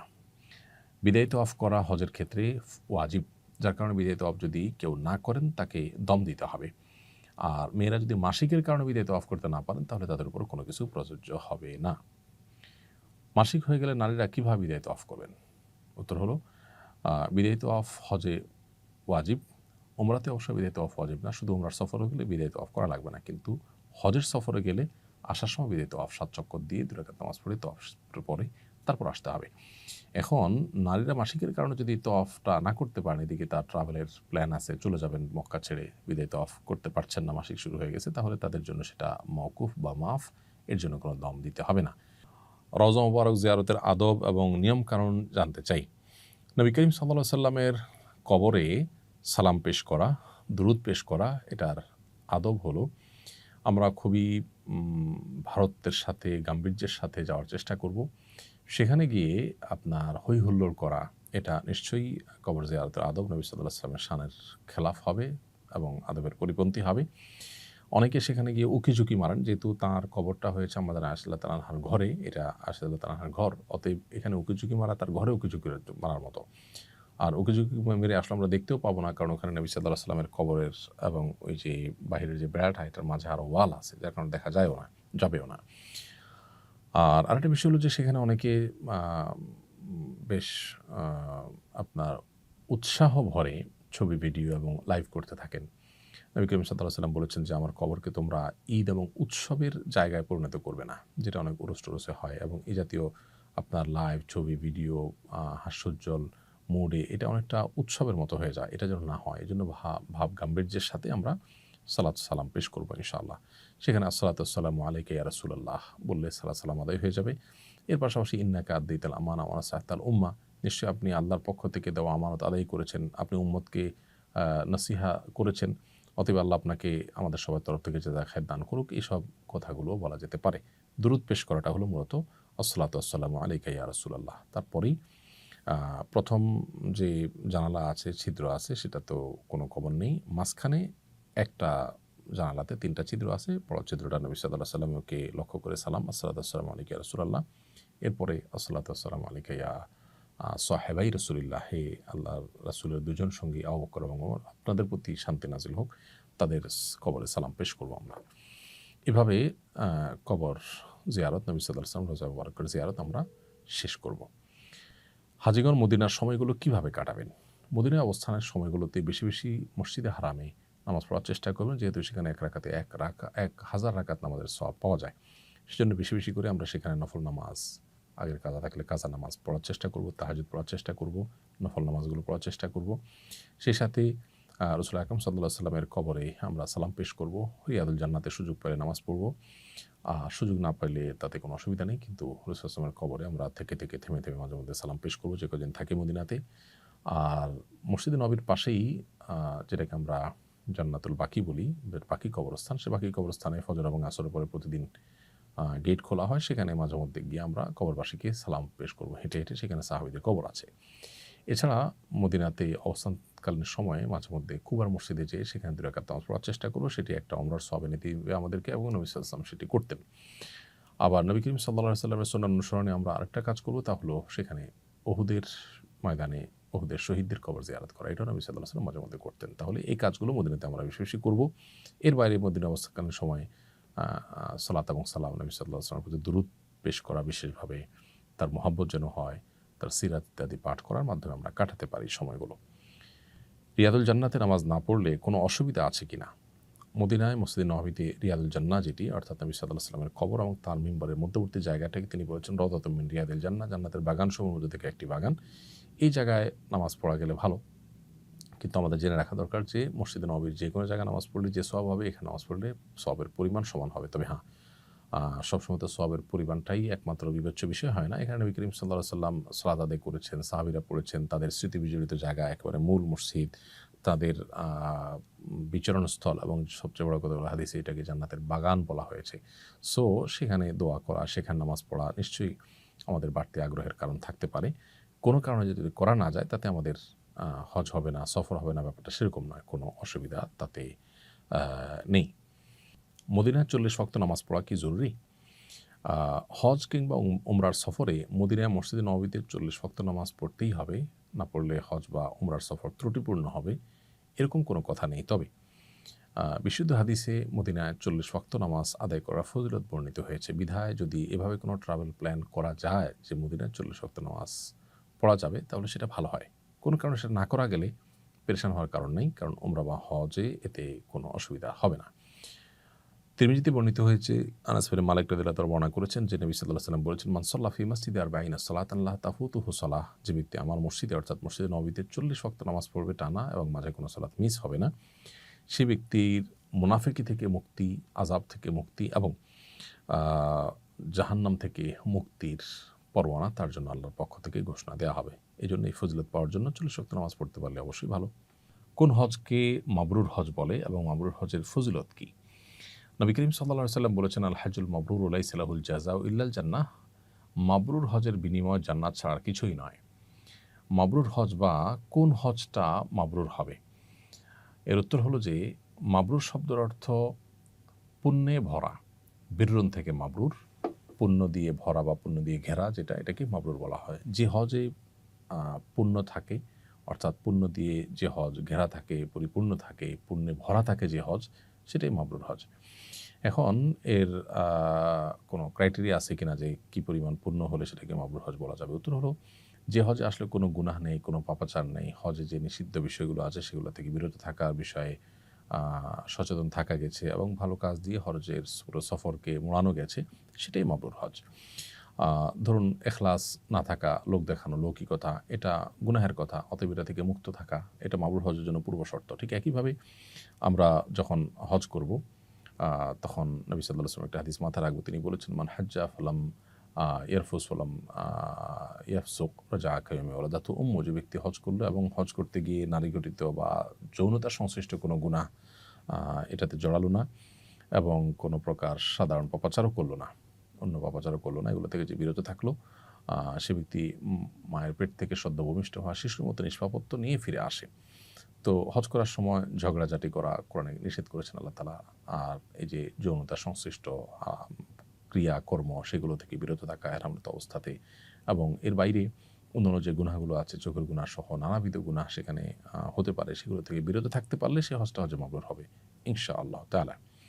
এছাড়া পুরো হজ জুড়ে মানুষের উপকার করা, কল্যাণ করা, সবর করা, এগুলোর মধ্য দিয়ে ইনশাআল্লাহ হজটা মাবরুর হয়ে উঠবে। মহিলাদের জন্য হজের সময় মেকআপ বা প্রসাধনী ব্যবহার করা জায়েজ কিনা? মেয়েরা হজের সময় এহরামরত অবস্থাতেও কোনো প্রসাধনী ব্যবহার করতে চাইলে করতে পারবেন, তবে সাদাসিধে সময় কাটানো এটাই হলো এহরামরত অবস্থার মূল প্রতিপাদ্য, সেটা মাথায় রাখা দরকার। সেই সাথে সুগন্ধি ছাড়া কোনো প্রসাধনী থাকলে ব্যবহার করতে পারেন। যে প্রসাধনী ব্যবহার করলে সুগন্ধি আছে সেখানে, সেটা ব্যবহার করা যাবে না, সেটা এহরামের নিষিদ্ধ বস্তুর আওতায় পড়বে। এটা হলো এহরামরত অবস্থা। এছাড়া হজের সময়ের মধ্যে তিনি যদি করেন, সেক্ষেত্রে রুম থেকে বাহিরে সুগন্ধযুক্ত কিছু ব্যবহার করে গেলে, সেটা আশপাশন্য পুরুষদের নাক পর্যন্ত গেলে, সেটা অবশ্যই নিষিদ্ধের আওতায় পড়বে। এছাড়া সাধারণ মেকআপ তিনি এহরামের বাইরে করতে পারেন। এহরাম অবস্থায় রক্ত বের হলে করণীয় কী? দেখুন, কাটাছেঁড়া বা নাক থেকে মুখ থেকে যদি রক্ত বের হয় এহরামত অবস্থায়, তাতে এহরামের কোনো ক্ষতি হবে না, ওযু ছুটে যাবে। যদি রক্ত বের হয়ে গড়িয়ে পড়ে তাহলে সেক্ষেত্রে উজু পুনরায় করতে হবে, উজু ভঙ্গ হবে, কিন্তু এহরামের কোনো ক্ষতি হবে না। এহরামের কাপড় লেগে গেলে, যেখানে লেগে গেলে সেই জায়গাটা ধুয়ে ফেললে হবে নাপাক। আর সামান্য একদম ছিটা 1-2 ফোঁটা ছিটা পড়ছে, তাতে অসুবিধা নেই। হজের সময় কোন হজ গাইড বা বই রাখতে পরামর্শ দিবেন? আমি পরামর্শ দিব যে হজের সময় আপনি হজের বিস্তারিত বিধিবিধান সম্বলিত কোনো কোরআন হাদিসের আলোকে লিখিত অথেন্টিক কোনো বই সাথে রাখুন।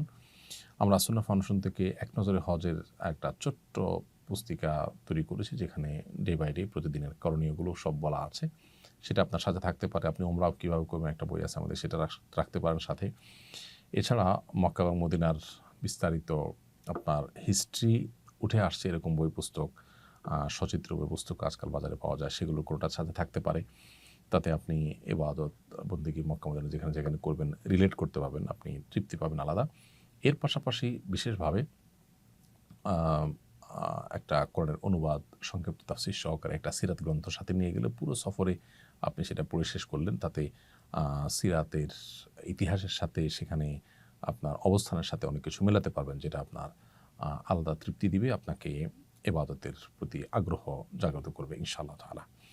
অতএব সেগুলো আপনি সাথে নিয়ে যেতে পারেন।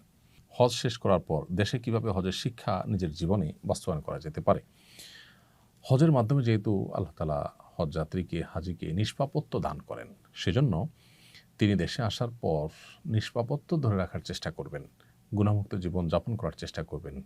হজে আল্লাহর যে নিদর্শনগুলো তিনি বিভিন্ন জায়গায় অবলোকন করেছেন, প্রত্যক্ষ করেছেন, ঈমানের নূর অর্জন করেছেন, এটা যেন নষ্ট না হয় সেজন্য নেক আমলের মধ্যে থাকার চেষ্টা করবেন, গুনাহের পরিবেশ থেকে দূরে থাকার চেষ্টা করবেন। এখন প্রশ্ন হলো, হজ করে এসে আমরা অনেকে ভালো থাকতে চাই, কিছুদিন পর আসলে আর থাকতে পারি না, কারণ কি? উত্তর হলো, এর অন্যতম বড় কারণ হলো আল্লাহর কাছ থেকে সেভাবে আমরা চেয়ে আসতে পারি না। চেয়ে যদি আসি যে আল্লাহ আমাকে তওবায়ে নাসুহা করার তৌফিক দেন, মৃত্যু পর্যন্ত এই মানসিকতা রেখে ধরে রাখার তৌফিক দান করেন, সেভাবে দোয়া করে আসলে আল্লাহ তাআলা আশা করা যায় আমাদেরকে তৌফিক দিবেন। তাছাড়া দেশে আসার পর আমরা গুনাহের পরিবেশে, খারাপ পরিবেশের দ্বারা আবার আমরা প্রভাবিত হয়ে যাই। এজন্য পরিবেশটাকে নিজের ঈমান এবং আমলের জন্য অনুকূল হয় এরকম পরিবেশ নির্বাচন করা এবং সেই পরিবেশের মধ্যে থাকার চেষ্টা করা। এরকম বহুমুখী প্রচেষ্টা করা হলে আল্লাহ হয়তো তৌফিক দিবেন। তাছাড়া আমাদের ঈমান দুর্বল হয়, এজন্য থেকে থেমে ঈমানকে নবায়ন করা, ঈমানকে জাগ্রত করার জন্য আবার ঈমানের পরিবেশে যাওয়ার চেষ্টা করা। আল্লাহ আমাদেরকে সেই তৌফিক দান করুন। আয়েশা মসজিদ থেকে এহরাম পরে আমরা মক্কা এসে উমরা করতে পারবো কিনা, এই প্রশ্ন অনেক মানুষের।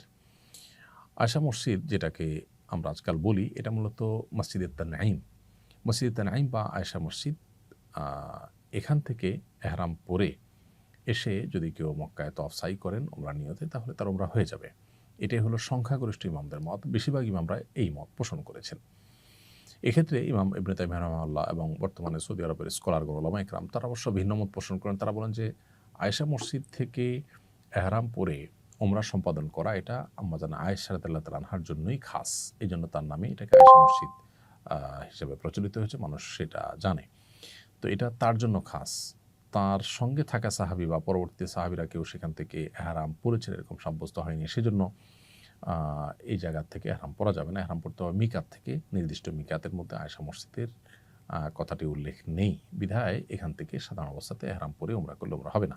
এটা হলো সৌদি আরবের বর্তমান উলামা ইকরামের মত। তবে সংখ্যাগরিষ্ঠ জমহুর ইমামদের মত হলো যে আয়েশা মসজিদ থেকেও যদি কেউ এহরাম পরে এসে উমরা করে তার উমরা হয়ে যাবে। কেউ যদি মতপার্থক্যের ঊর্ধ্বে উঠতে চায় তাহলে সেক্ষেত্রে তিনি আরেকটু দূরে, বেশ কম হবে না, 1 থেকে সোয়া ঘন্টা 1.5 ঘন্টা দূরত্বে তায়েফে চলে যাবেন। সেখানে একাধিক মিকাত আছে, সেখানে মিকাত থেকে এহরাম পরে এসে উমরা করবেন। সেটা হবে সকল মতপার্থক্যের ঊর্ধ্বে উঠে করা। অতএব সেটা আমরা চেষ্টা করতে পারি। আর আয়েশা মসজিদ থেকে এহরাম পরে এসে উমরা করলেও সংখ্যাগরিষ্ঠ ইমামদের মতে উমরা হয়ে যাবে। হজ বা উমরার সফরে বারবার উমরা করার বিধান কি? হজ বা উমরার সফরে আমরা মূল উমরার পাশাপাশি আরও যদি উমরা করতে চাই, বিশেষ করে আমরা তায়েফে গেলাম, আসার পথে মিকাত পড়লো, আরেকটা উমরা করলাম, মদিনায় গেলাম, আসার পথে মিকাত পড়লো, আরেকটা উমরা করলাম, সেটা তো ঠিকই আছে।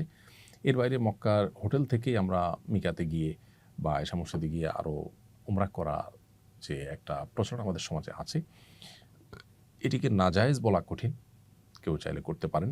তবে নবী করিম সাল্লাল্লাহু আলাইহি ওয়াসাল্লাম সাধারণত এক সফরে একটার বেশি উমরা করার জন্য কসরত করেছেন বা বারবার উমরা করেছেন এরকম প্রমাণ পাওয়া যায় না। যদি কেউ করতে চান, মৃত বাবা থেকে, মায়ের তরফ থেকে, অসুস্থ কারোর তরফ থেকে বা নিজের তরফ থেকে তিনি করতে পারেন। সেটা ভিন্ন কথা। বাট আমাদের উচিত উমরার কোয়ালিটি বাড়ানো এবং তওয়াফের পরিমাণ বাড়ানো। অনেকে দিনে ২টা উমরাও করেন। তো দিনে ২টা উমরা করলে আসলে কোনোটারই কোয়ালিটি খুব ভালো করে ধরে রাখা কঠিন। এটা আমাদের মাথায় রাখা উচিত। তবে একাধিক উমরা করলে যে গুনাহ হবে ব্যাপারটা সেরকম না। নবী করিম সাল্লাল্লাহু আলাইহি ওয়াসাল্লামের জীবনে মোট ৪টি উমরা করেছেন। তার একটি হলো হুদায়বিয়া থেকে ফেরত গিয়েছেন, সেটিকে ধরা হয়েছে। আরেকটি হলো তার বিদায় হজের সাথে, এর বাইরে পিওর ২টি উমরা করেছেন তিনি। তো এটি বুখারীতে এসেছে।